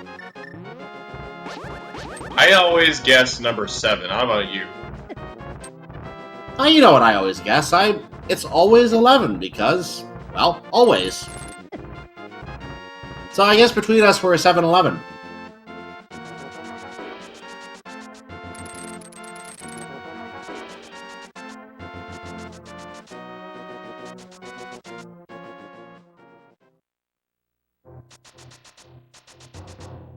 So SuperNinTaylor is making the climb up Eastern Death Mountain, which we have not seen at all today. We're not going to get to see much of. We're going to just come out. We're going to head right over to his tower, because there's not much point to being here.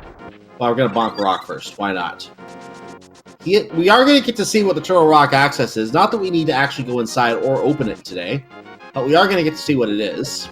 LJMnin finally getting his boots out of Hype Cave, as well as his Bombos medallion for Misery Mire. He will probably feel like he's a mile behind right now, which unfortunately he is correct.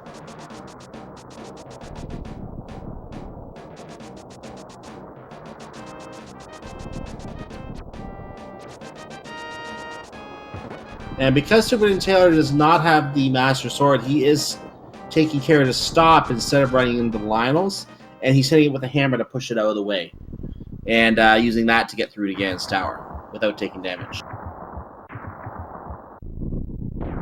We're going to give it a few seconds here before we actually end the game to allow for stream delay, but you have a couple seconds to get your guesses in, and then the big key game will be closed. So good luck to everyone who's taking part, and let's see who's right today.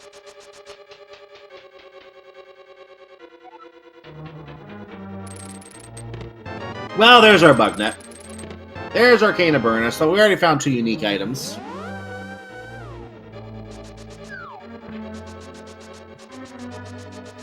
Sure is nice to see that Burna, right? Right? We definitely totally need it, right? And a shovel!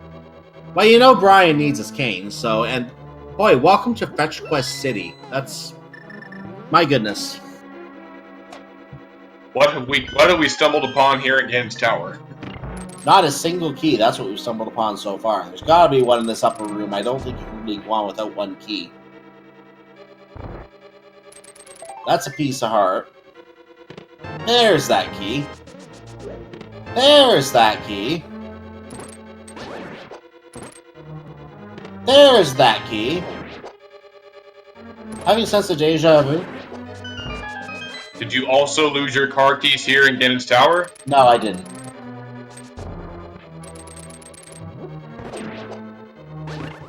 Well, that's a relief. There's some bombs.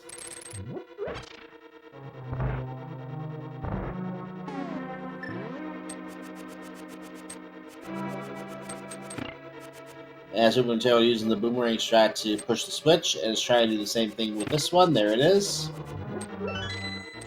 Nicely done. LJ moving on in Palace of Darkness is going to proceed to the back of that to take on the King. Except he doesn't have his hammer yet, so... Oh, he does have his hammer, so he can do that.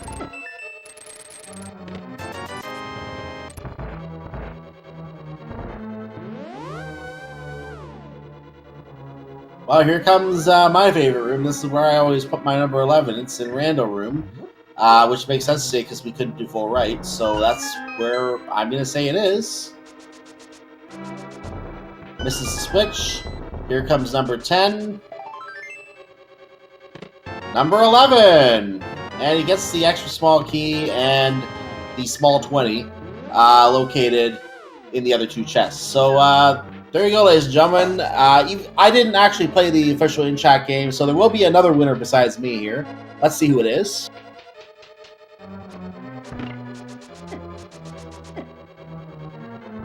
So the first sub or supporter to guess correctly today was correct. Congratulations, welcome to the Elite, and also congratulations on your spot on the leaderboard.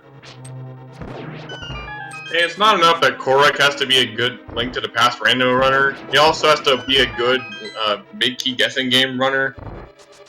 Oh, why not?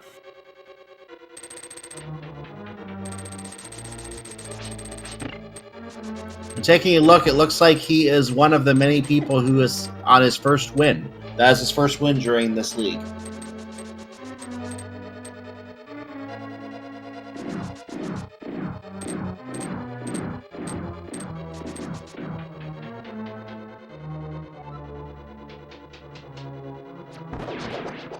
The SuperNinTaylor is now doing the toughest sequence rooms in the game, known as the Gauntlet, which is why it's the toughest series of rooms in the game.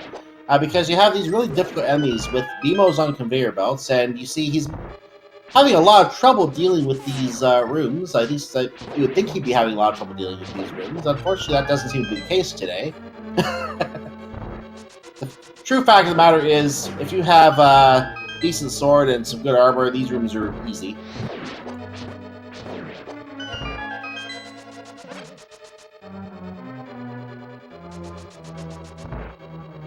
And now on Land Molas too, and LJ getting his silver arrows from the game.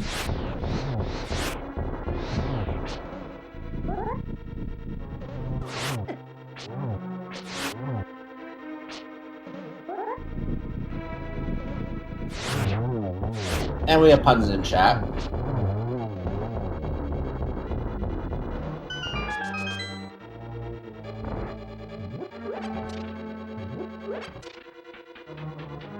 No, we must always have puns. Always.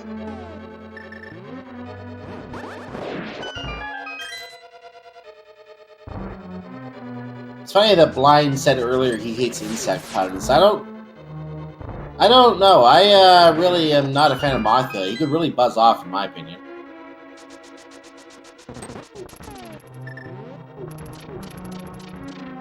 Well, I can't see Vitreous making any more puns.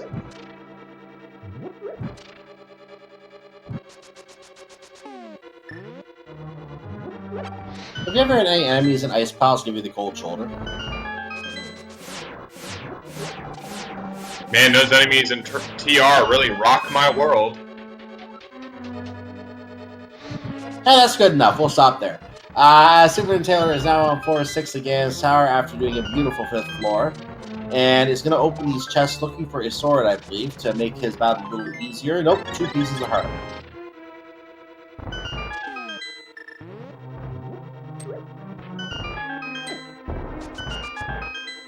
And going to open the last chest here for the same reason, looking for that sword. Look what he found! There's a sword. I don't think the Boulder Room 2 chest is going to be open anymore.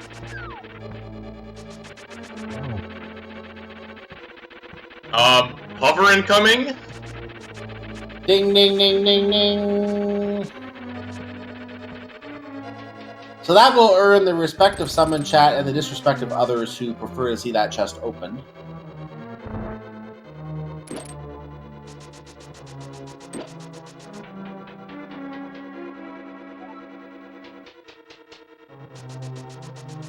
And with that said, we cross the monthly welcome mat, and welcome to the triangle fight. So this is a supposedly harder version of the first Aghanim fight that we had. As you see, SuperNinTaylor had all sorts of trouble getting all 3 hits on Aghanim on that first shot. And got the 2 that he could on the second because it was a blue ball on the second shot. So, missed the third one, unfortunately. Oh my goodness. All 3 balls were missed on the third. But he does get the final shot on cycle number 4, and he has done the Aghanim 2 fight. An almost perfect fight for what he had.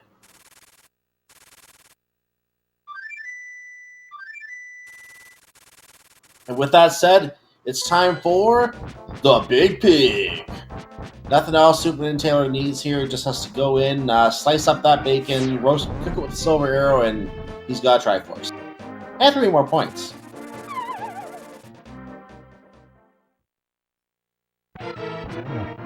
I feel like we keep ending up here, don't you? It's like deja vu all over again. You know, I feel like we keep ending up here, don't you? It feels like deja vu all over again.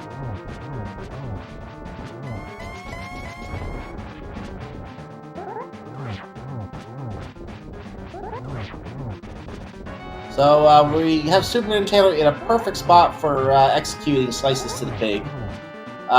So that turns again into a nice pork roast. Just going to wait for him to teleport around a little bit here so we can get him to have a temper tantrum. And then he's going to continue to teleport around. There he goes. Won that time.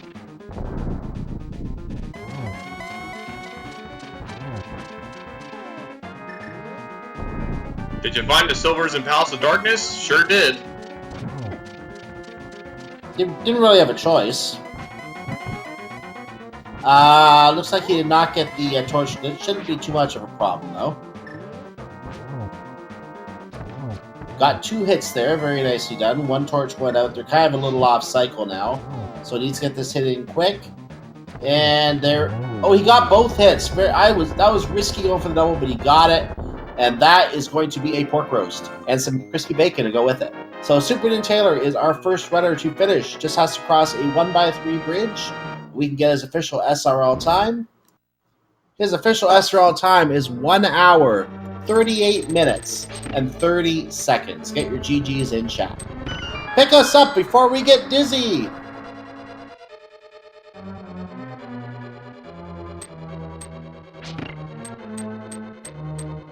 We will see if SuperNinTaylor wishes to join us here today. It looks like LJMnin is continuing. In fact, I can confirm, seeing the channel and knowing that they are a little bit ahead, that he has not put any kind of a forfeit in the channel yet. So he is continuing to finish the scene, it looks like. And we are going to keep following him while we're chatting with SuperNinTaylor as well. Oh, SuperNinTaylor is saying he does not have a mic today. So what we will do for the purpose of the YouTube audience is anyone who wants to ask questions in chat that SuperNinTaylor wishes to answer, feel free, and we will communicate some of this information on air.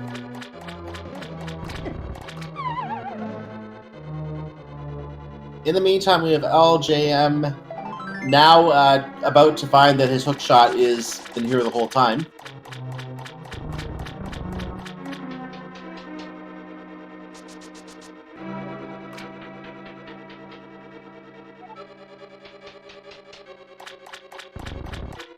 And the first question, where's Fermi? We need that interview, according to someone in chat. One question that was asked in chat is why did SuperNinTaylor skip hammer pegs right after getting the hammer? We'll see if he says his answer. I'm going to quote him specifically here, is saying because he was dumb and didn't even think of hammer pegs. Honestly, after getting the hammer right then and there, I'm not surprised. I'm not either, to be honest with you. Well, okay then. And LJ about to pick up his hook shot here.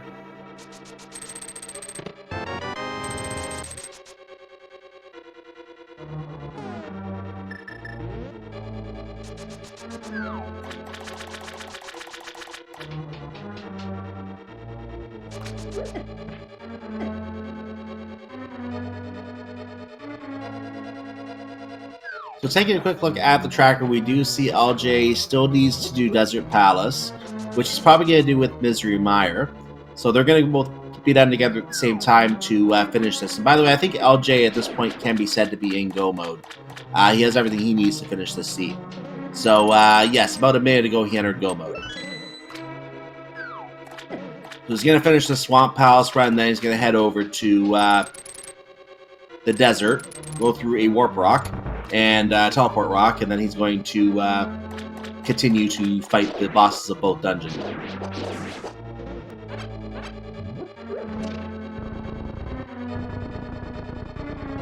LJ could have used the KS Mario block to push that switch if he wished to as well. He chose to push the statue instead.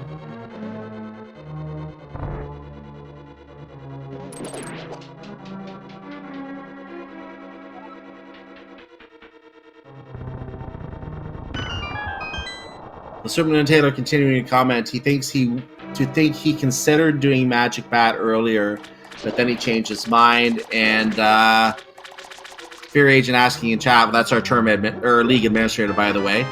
Fear Agent asking in chat, is he feeling good about getting the that buy? And I'm not sure if he answered that specifically, but SuperNinTaylor did eventually say something about something still being up in the air about the seeding for the playoffs. I think depending on the Kyong versus Zero Rush match, which either player could win. They are both good players. That could go either way. So that will definitely have a hand in determining the seeding for the playoffs.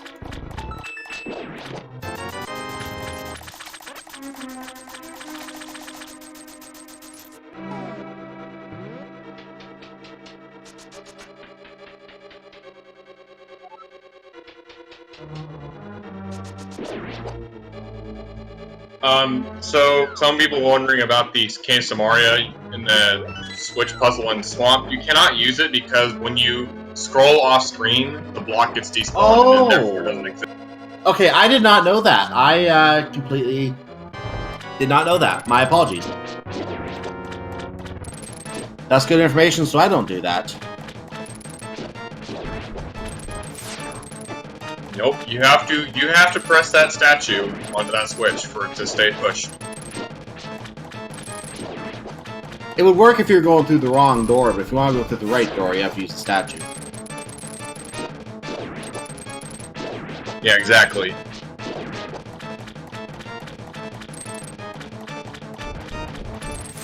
Also worth knowing, the developers never intended you to come here with the KS Mario. So they didn't plan for the KS Mario block to stay on screen either.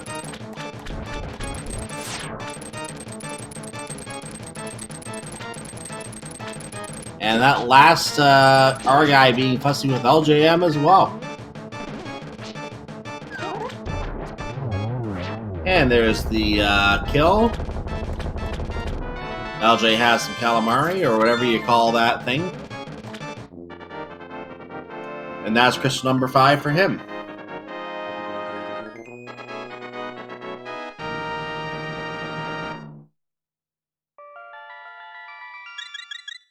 And by the way, just a chat advertisement for the other match we just talked about, Kyong versus Zero Rush. I'll bring this up very quick on our schedule as well.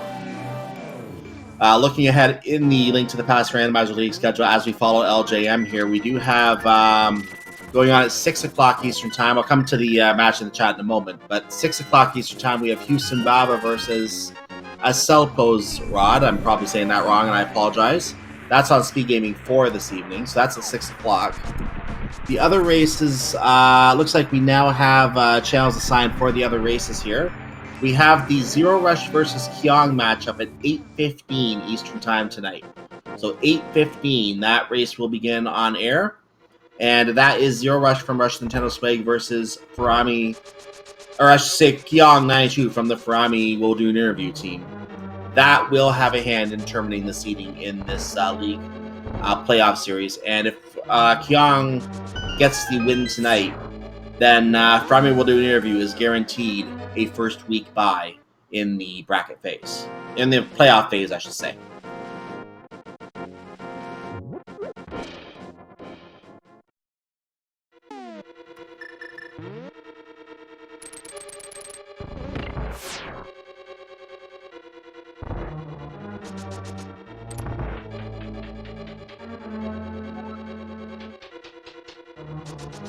And being asked in chat, it looks like SuperNinTaylor is being asked about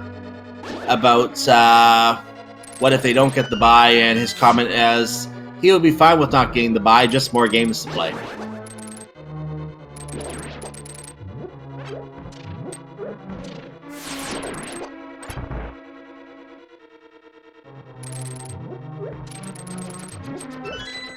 That's the spirit, SuperNinTaylor.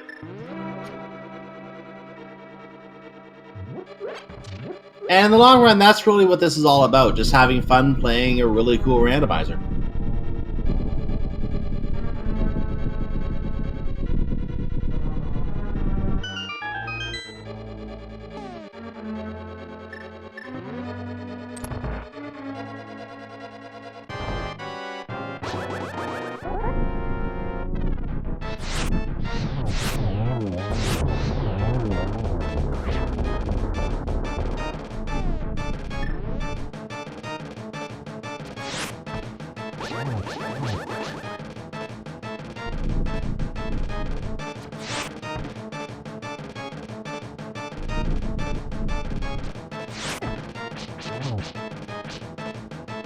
So LJ is now fighting Moldorm, and Moldorm is going to go down very, very shortly. Just another hit to the head, I believe. He could use the silver arrows, but he must not be confident with using the silver arrows on Moldorm. They would kill them a lot quicker. And that just leaves him Misery Mire to deal with. So once he heads to Misery Mire, we're going to be back off to Ganon's Tower once again.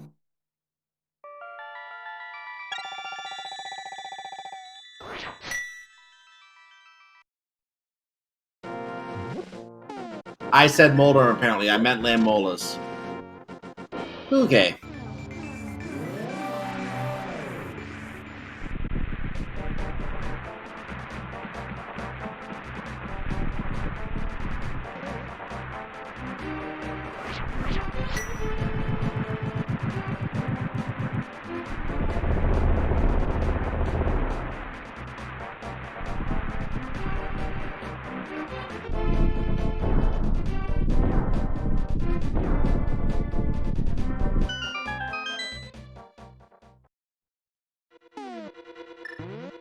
So LJ now opens up the Misery Mire location with the Bombo's Blast. Enters the first door going down. Is going to be in our Wizrobe and Slime room, which is, you know, a good name for a band.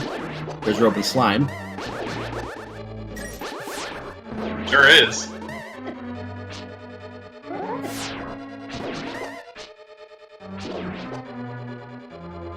And there we go. Taking a blast from the Beamos to get that last Wizrobe down.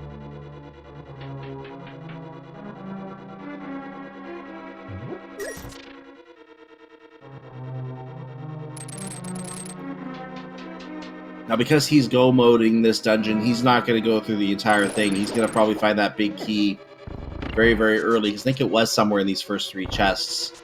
And he will then head straight to the boss.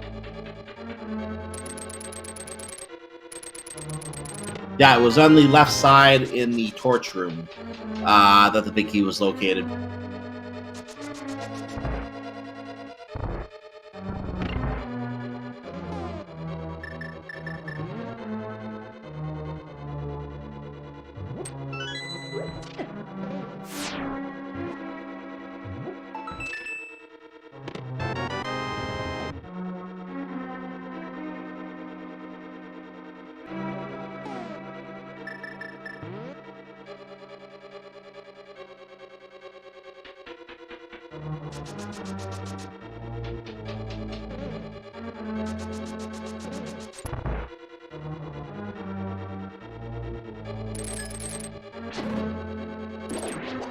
And LJ taking a zap from one of the squids there, and is going to head back into the other room. So, yeah, he did not do it in the first 3 chests, like I said. He will do it on chest number 4 when he goes to the torch room.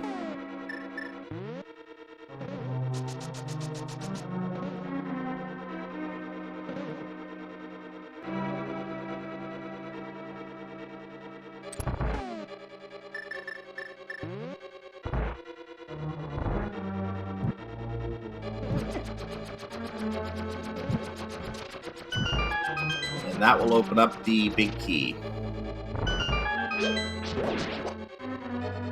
And go right.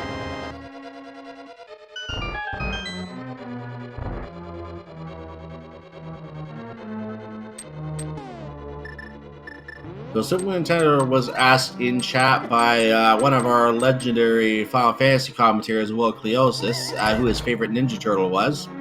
Korak's answer was that Korak is his favorite Ninja Turtle.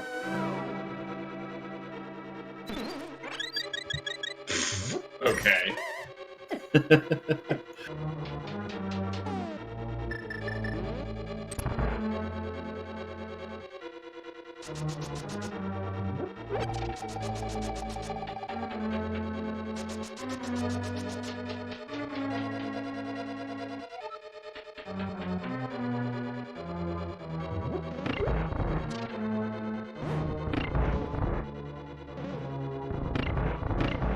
Ooh, LJ having some trouble with that switch today, it looks like. There it goes.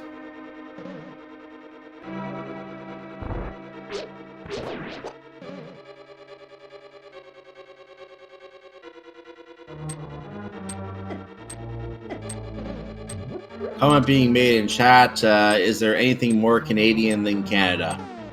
Yeah, the Canadians living in Canada. They're more Canadian. You know, hockey. They love hockey. In many cases, they love, some of them like curling. I like curling, which is also a very favorite Canadian pastime for some.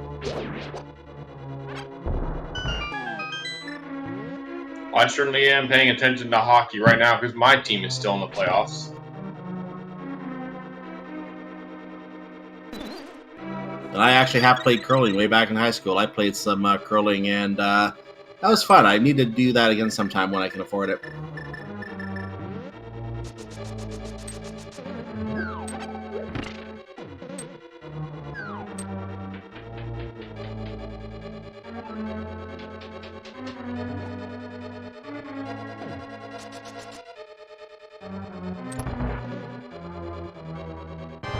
And LJ is now on the final of the 7 bosses he has to defeat with the crystals.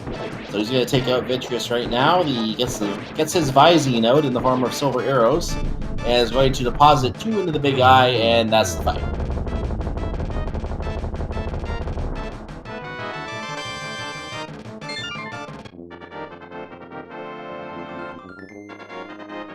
There are more comments in chat about LJ's choice of sprite.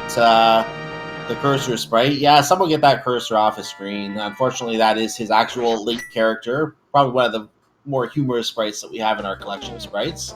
There are a lot of fantastic sprites you can use to play the game. If you go to ALTTPR.com and you have your necessary items to create seeds with, then you are able to select any of the many sprites that you can find on the site. For example, there's one that I like, one that I've used before is a Kirby sprite. You can play as Mega Man X. You can play as, I think Sakura Tsubasa, one of our supporters, actually has a sprite in the game as well. You can play as her if you want to.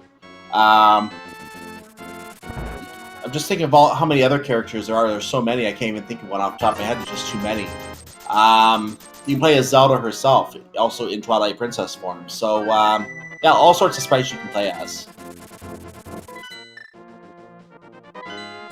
Luigi, Mario, yeah, they're both in there too.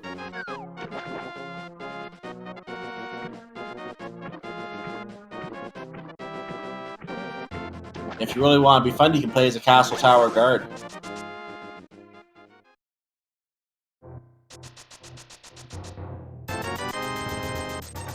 So LJ is picking up his an arrow upgrade because he only had 11 arrows, and a bomb upgrade, which not as important, but why not? He has the money.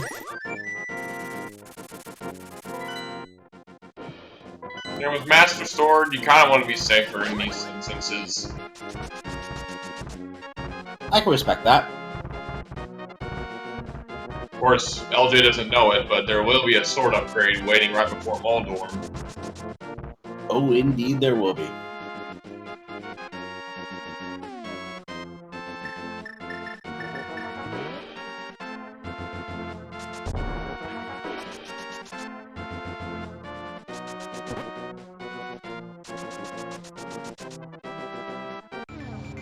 When he steps through the portal to the Dark World, going to eventually get out his mirror and look in it, which is enough to change worlds. Looking at himself is now completed. He is now proceeding over to the Turtle Rocker, where he will take another portal. And get Dead Rocked on the way. Why not? Please wait for the Dead Rock removal to be commenced. Please continue.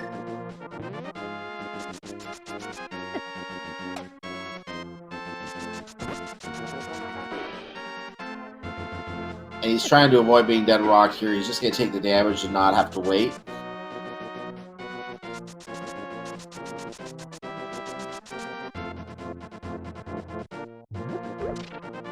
Well, it's funny we were talking about puns earlier, Rockin', but, you know, with all this, these Dead Rocks trying to get LJ's way, I'm reminded that you don't want to try to, convince a stunned Dead Rock to change his position.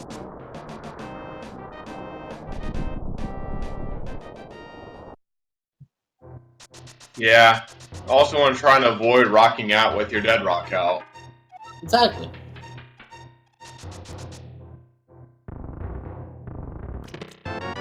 So LJ is picking up a couple chests here because he can. He found a bottle of green goo, which could be useful later if he uses his magic and needs another upgrade.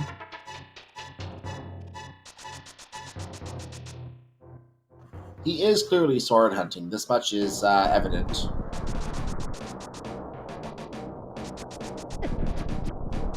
He does try running into the Lionels with the Master Sword, which is not advised. He's tired of this now, these beams that are fired at him, so he gets the cape out to avoid that.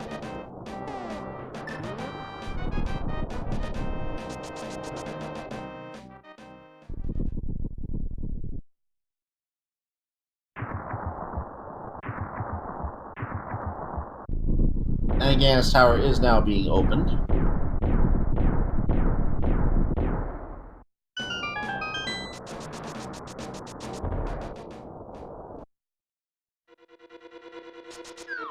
So as we begin the ascent of Ganon's Tower with LJMnin, just a reminder to those who are still here, make sure you come back 7 o'clock Eastern Time on the live channel, and you'll be able to find some more racing on here on this channel at that time. At that time, we're going to have more Link to the Past Randomizer. This will be an Overworld Glitches event coming on there. So that'll be where we get to see all sorts of clips in the walls and weird jumps that you never thought were possible, because in reality, they shouldn't be possible. It'll be a good indication of how well programmed this game really is. That's at 7 o'clock Eastern Time tonight. If you are watching our VOD on YouTube, what will follow is another of these races in this league play. That Overworld Glitches race will be on a different playlist. So feel free to look around for that on our YouTube channel as well if you're watching there.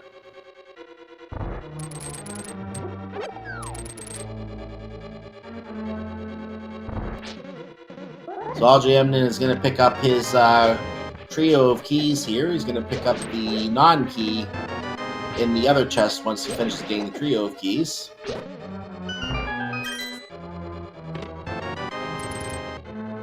And there's that piece of art.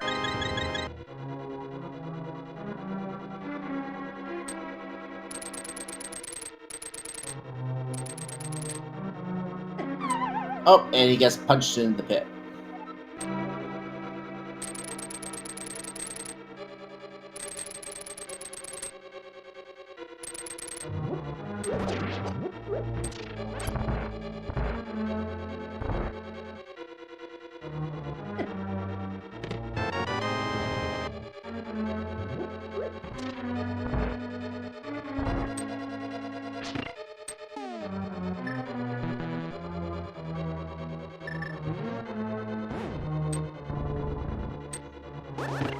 LJ probably thinking he had the red boomerang there, but the game told him otherwise. But sound.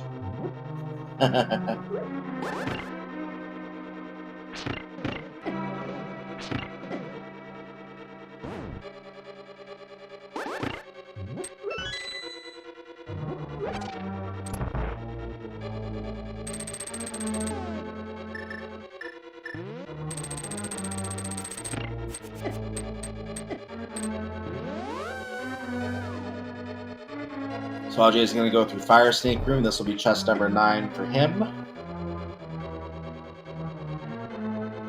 Of course, we already had our big key guessing game done earlier with SuperNinTaylor, so we're not obviously playing the game again here. We know where the key is.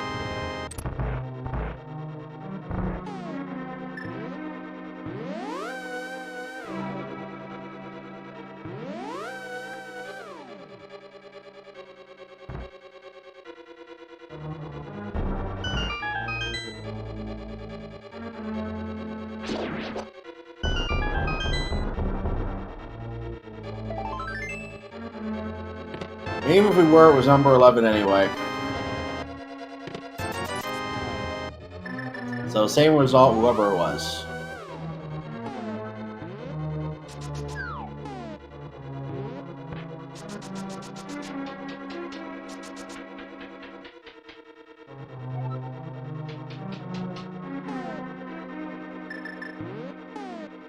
So LJ now on 4-3. He's going to start the climb. This is where you need the big key in a couple rooms.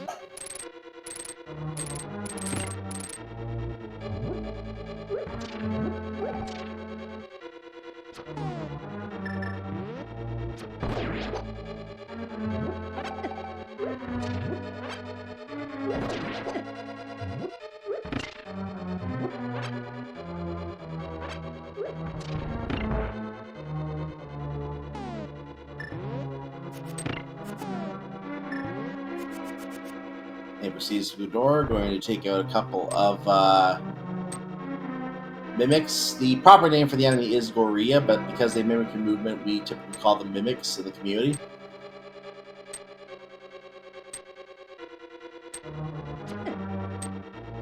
And one just rudely shot fire at LJ.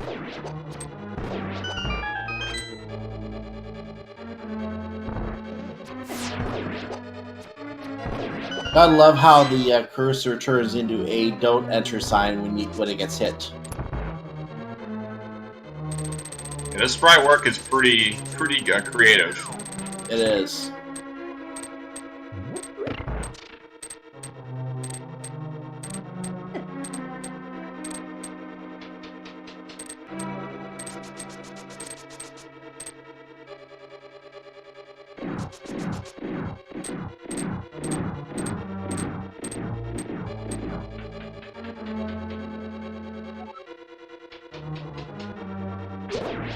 Okay, so LJ is now on 4-4 doing the gauntlet, you know, the hardest series of rooms in the game, which he's making look relatively easy.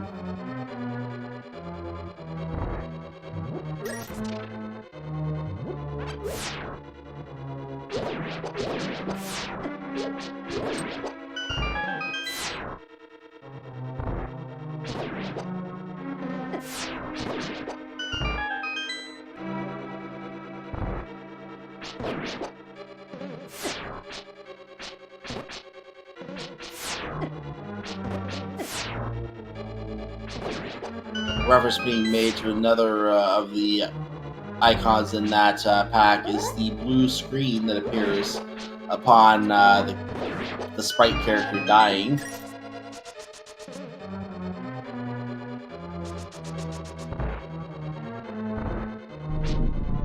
And LJMnin is now facing off against the worms.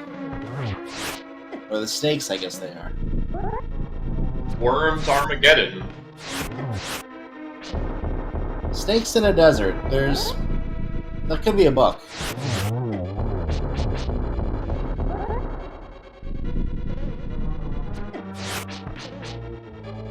Snakes on a plane or snakes in a tower?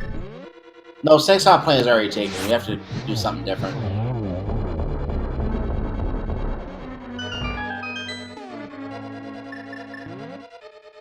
So, snakes, worms, whatever you want to call them, they're down. LJ is going to pick up all the pots because he wants to collect the various goodies underneath, and he continues upstairs.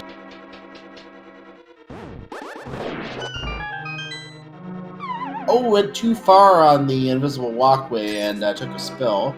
Lost a heart there, down to 3.5 hearts as he goes through this rather annoying room. Going to now have another boost rope kill to do, and only gets 2 of them. Down to 2.5 hearts, gets those killed. He has to be very careful now. You don't like hearing beep beep when you're on the 5th floor of Ganon's tower.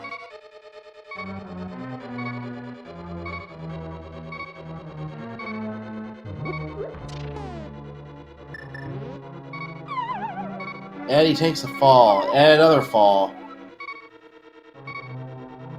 One more and he's down at the bottom of the tower. This would not be good.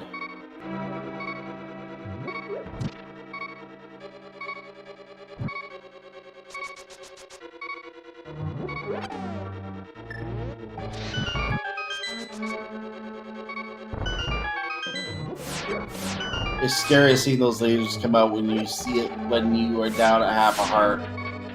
Gets the extra heart, goes upstairs. Might be okay now. Taking this time here just to be safe, I don't blame him.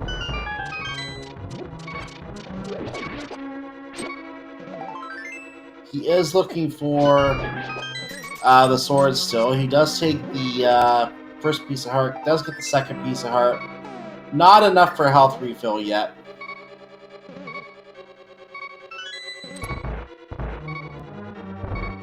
Takes the key and moves on. Picks up the key for safekeepings. It never ends, chat. The race may have already been won, but the puns still go. Or I should say, the race may be done, but we are not pun. Okay, that was weak.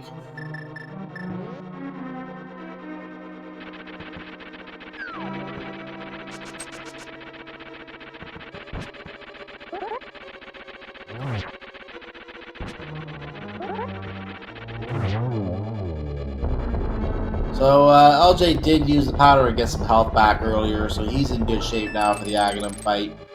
He is going to open the last chest. He did pick up his tempered sword, by the way. The last chest had blueberries. So now that we confirmed that, I'm sure Chad is very happy.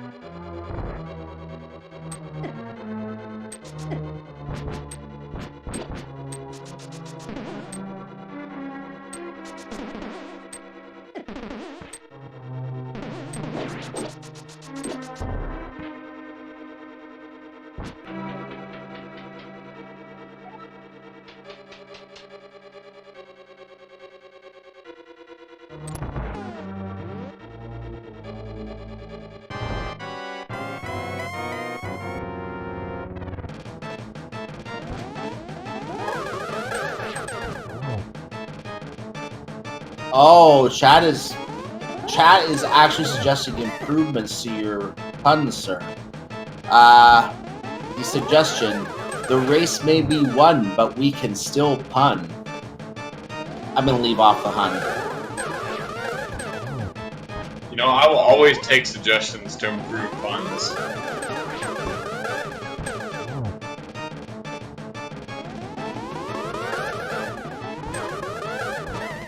LJ is really getting a lot of singles here, it looks like.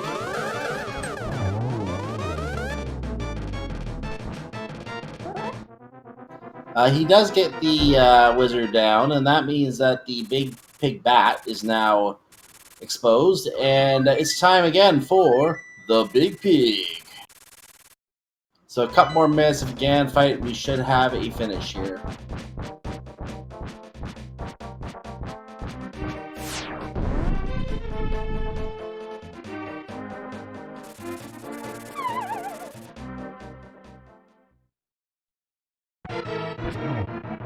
And, you know, I feel like we keep ending up here, don't you? It's like deja vu all over again.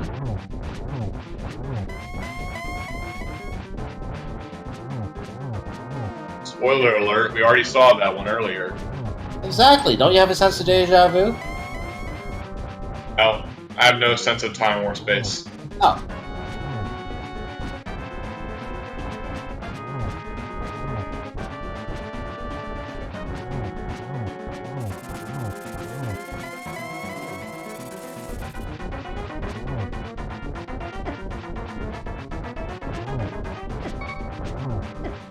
Oh!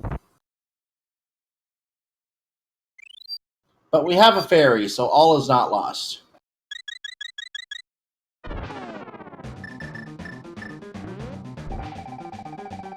We also have a magic refill.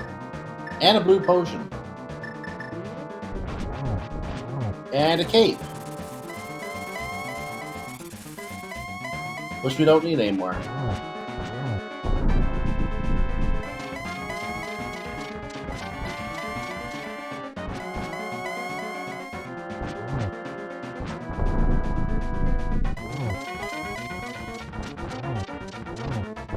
And Ganon is throwing his temper tantrums for LJ right now. And did you find the silver arrows? It was impossible to miss.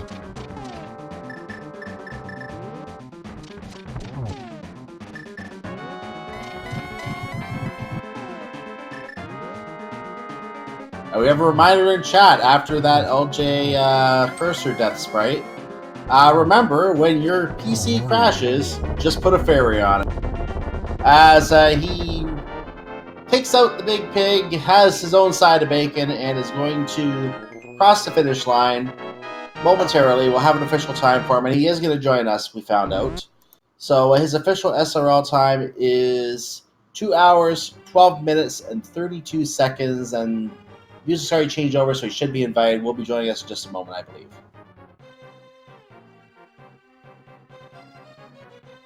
So I mentioned earlier, but just because it's been a little while now, remember to stay tuned for the next couple races coming up tonight. There is a race between Houston Baba and I always do this wrong. Aslepo's Rod on Speed Gaming 4. That is 6 p.m. Eastern Time, so an hour and 40 minutes as we are on the live channel. And at 8 o'clock this evening, this one is not getting streamed. Ursula 415 from Blinds Bandoliers and Goomba from The Last Locationers, they will be doing battle. That will not have a stream, though. We're just too busy for all the races going on today. But what we are going to fit in is Zero Rush versus Kyong 92, which is a potential bracket, or I should say a potential match to confirm top seed in the entire league, or at least in this division.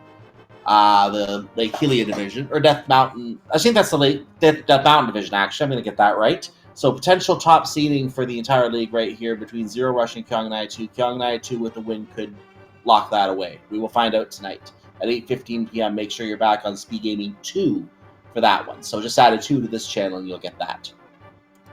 And are we joined now by LJMnin? Hello. GG. Yeah. So how did that seed feel to you? Good. Instead just oh, I didn't escape because of the bomb. Rip. Yeah, that death in Hyrule Castle I think you were referring to, and the escape. Yeah. Yeah, the Hyrule Castle. And on top of that, we had an Aghanim required seed. So what did you think of the logic in that seed? Was that a challenging one to work with? No, in fact, it was one of the easiest ones to work with. I see. Like, logically, I knew that, oh, Aghanim could be required. Like, really early. And I knew, like, oh, my flippers were in Thieves Town. Oh, thanks. I know that. Yeah, the hints were very, very useful in this seed. It's actually refreshing to see, but we had a lot of hints that told us something that helped you out in some way. And it's kind of rare that we see a lot of hints that are useful like that. Mm-hmm. And also, fighting. Yeah, I could say fighting at bow, at lamb, knowing that there is a sword in Eastern, it was like, oh, hey, now I can do Eastern in one dip. By the way, something that you would not know, and SuperNinTaylor would not know this either, but it was a broadcast thing that happened. At the exact moment that you clicked on the hint for the sword being in Eastern Palace, something sharp in Eastern Palace, on broadcast at that exact moment, SuperNinTaylor opened that chest that had the sword in it. At that exact second. Oh, love. That was probably the highlight for us. Yeah, oh, that's probably a clip.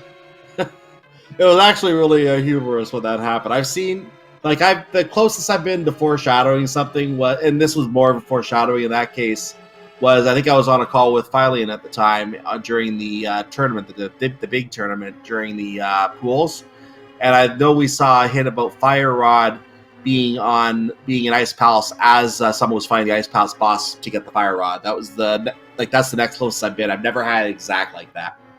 Oh, yeah, I take it to the next level. Yeah, that was next level of that reveal. That was funny.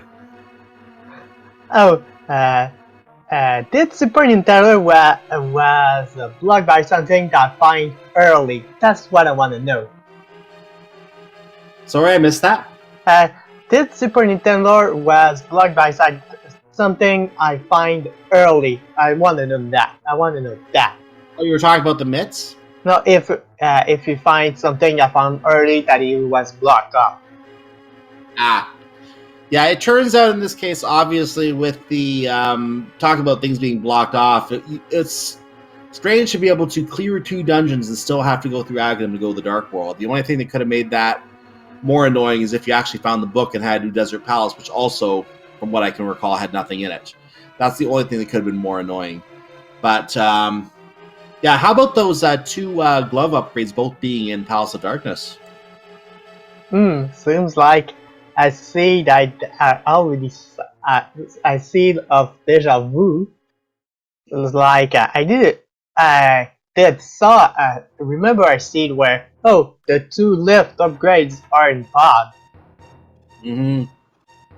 I was like, for my flippers, just for my flippers, I just need like either a hookshot or a hammer. I said, one, okay, good.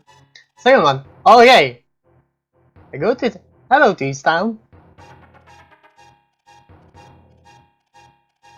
And Thieves Town, of course, had the flippers, which would lead you to Swamp Palace. But what about that hook shot in Swamp Palace? Did you, by any chance, I think SuperNinTaylor did this too.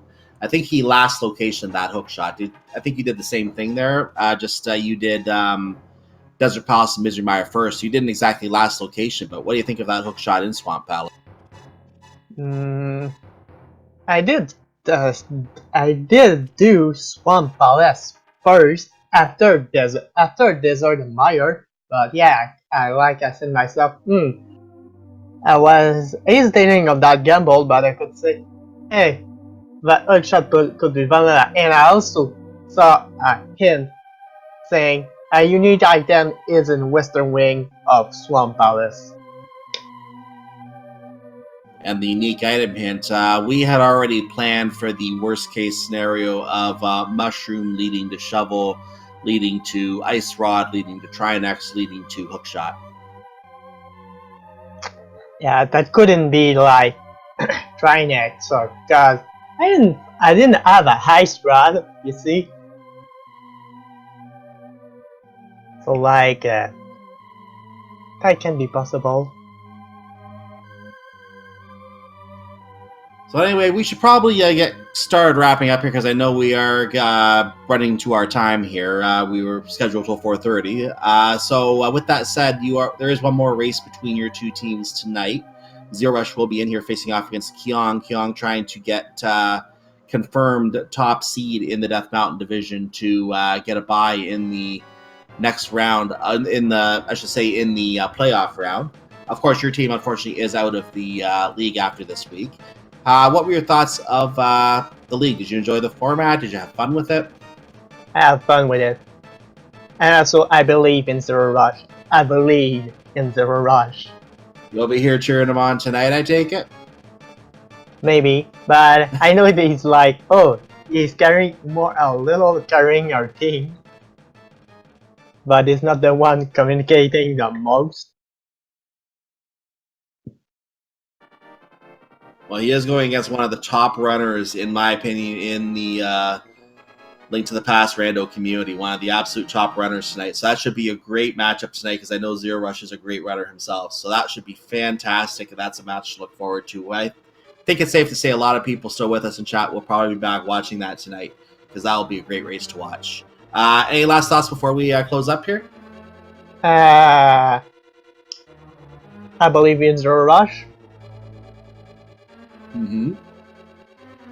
So that was my last word. Okay, perfect. Did you have any question, by the way, Rockin', or any last thoughts yourself? I like you subtly threw in a little pun there, and I'm not sure if you realized that when you're talking about LJMnin coming up to that hint, you said he clicked on the hint. I didn't catch that I said that. I might actually, now that I think about it, I did say the word clicked. I didn't plan it as a pun, though. In any case, before I make more accidental puns, let's just remind everyone here watching on the live channel that coming up later tonight on this very channel, aside from what I just talked about on the this league schedule, coming up on this channel, we do have Link to the Past Randomizer Overworld Glitches at 7 p.m. So if you're prior to watching the league race or bringing both up at the same time and watch them both at the same time, 7 o'clock and 8:15 respectively, you can watch some Glitch Randomizer and see some things that aren't supposed to happen in beating a seed in Link to the Past Randomizer. So that's at 7 o'clock tonight on this channel, the main channel. There's also going to be some Pac-Man World 2 going on. The other league match at 6 that I mentioned. Other events going on tonight. There's some Final Fantasy Randomizer going on at 8 o'clock. There's some Donkey Kong Country going on later. Some Zelda 1 Randomizer. So lots of things to look forward to. Make sure you go to speakgaming.org/schedule. Or in the live chat, you can type !schedule and get more information on what is coming up. With that said, again, any last thoughts, Rockin', before we wrap up? No, I think that's about it. I'm ready to wrap up here. I shall start doing that. Make sure everyone to follow Speed Gaming and Speed Gaming 2 through 6. You can also support Speed Gaming in normal ways through Patreon.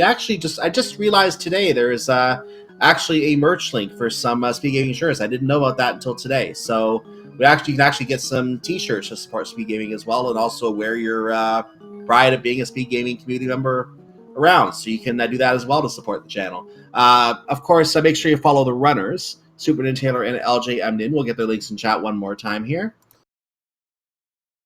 And they are, for those watching on YouTube, they are exactly what you see on the screen, twitch.tv/ followed by the name of the runner that you're looking for. Make sure to also follow our tracker. Our tracker today was Dimensive. And also follow my co-commentator, Relkin96. I'm Cyclone or Cyclone GU on Twitch. And I want to wish everyone watching us a wonderful, wonderful afternoon. Make sure you come back for those races this evening. Going to be a great one, especially on Speed Gaming 2. We look forward to seeing you then. Have a great night, everyone. Or great afternoon. All right, see you guys later. And may not all your seeds be pet seeds.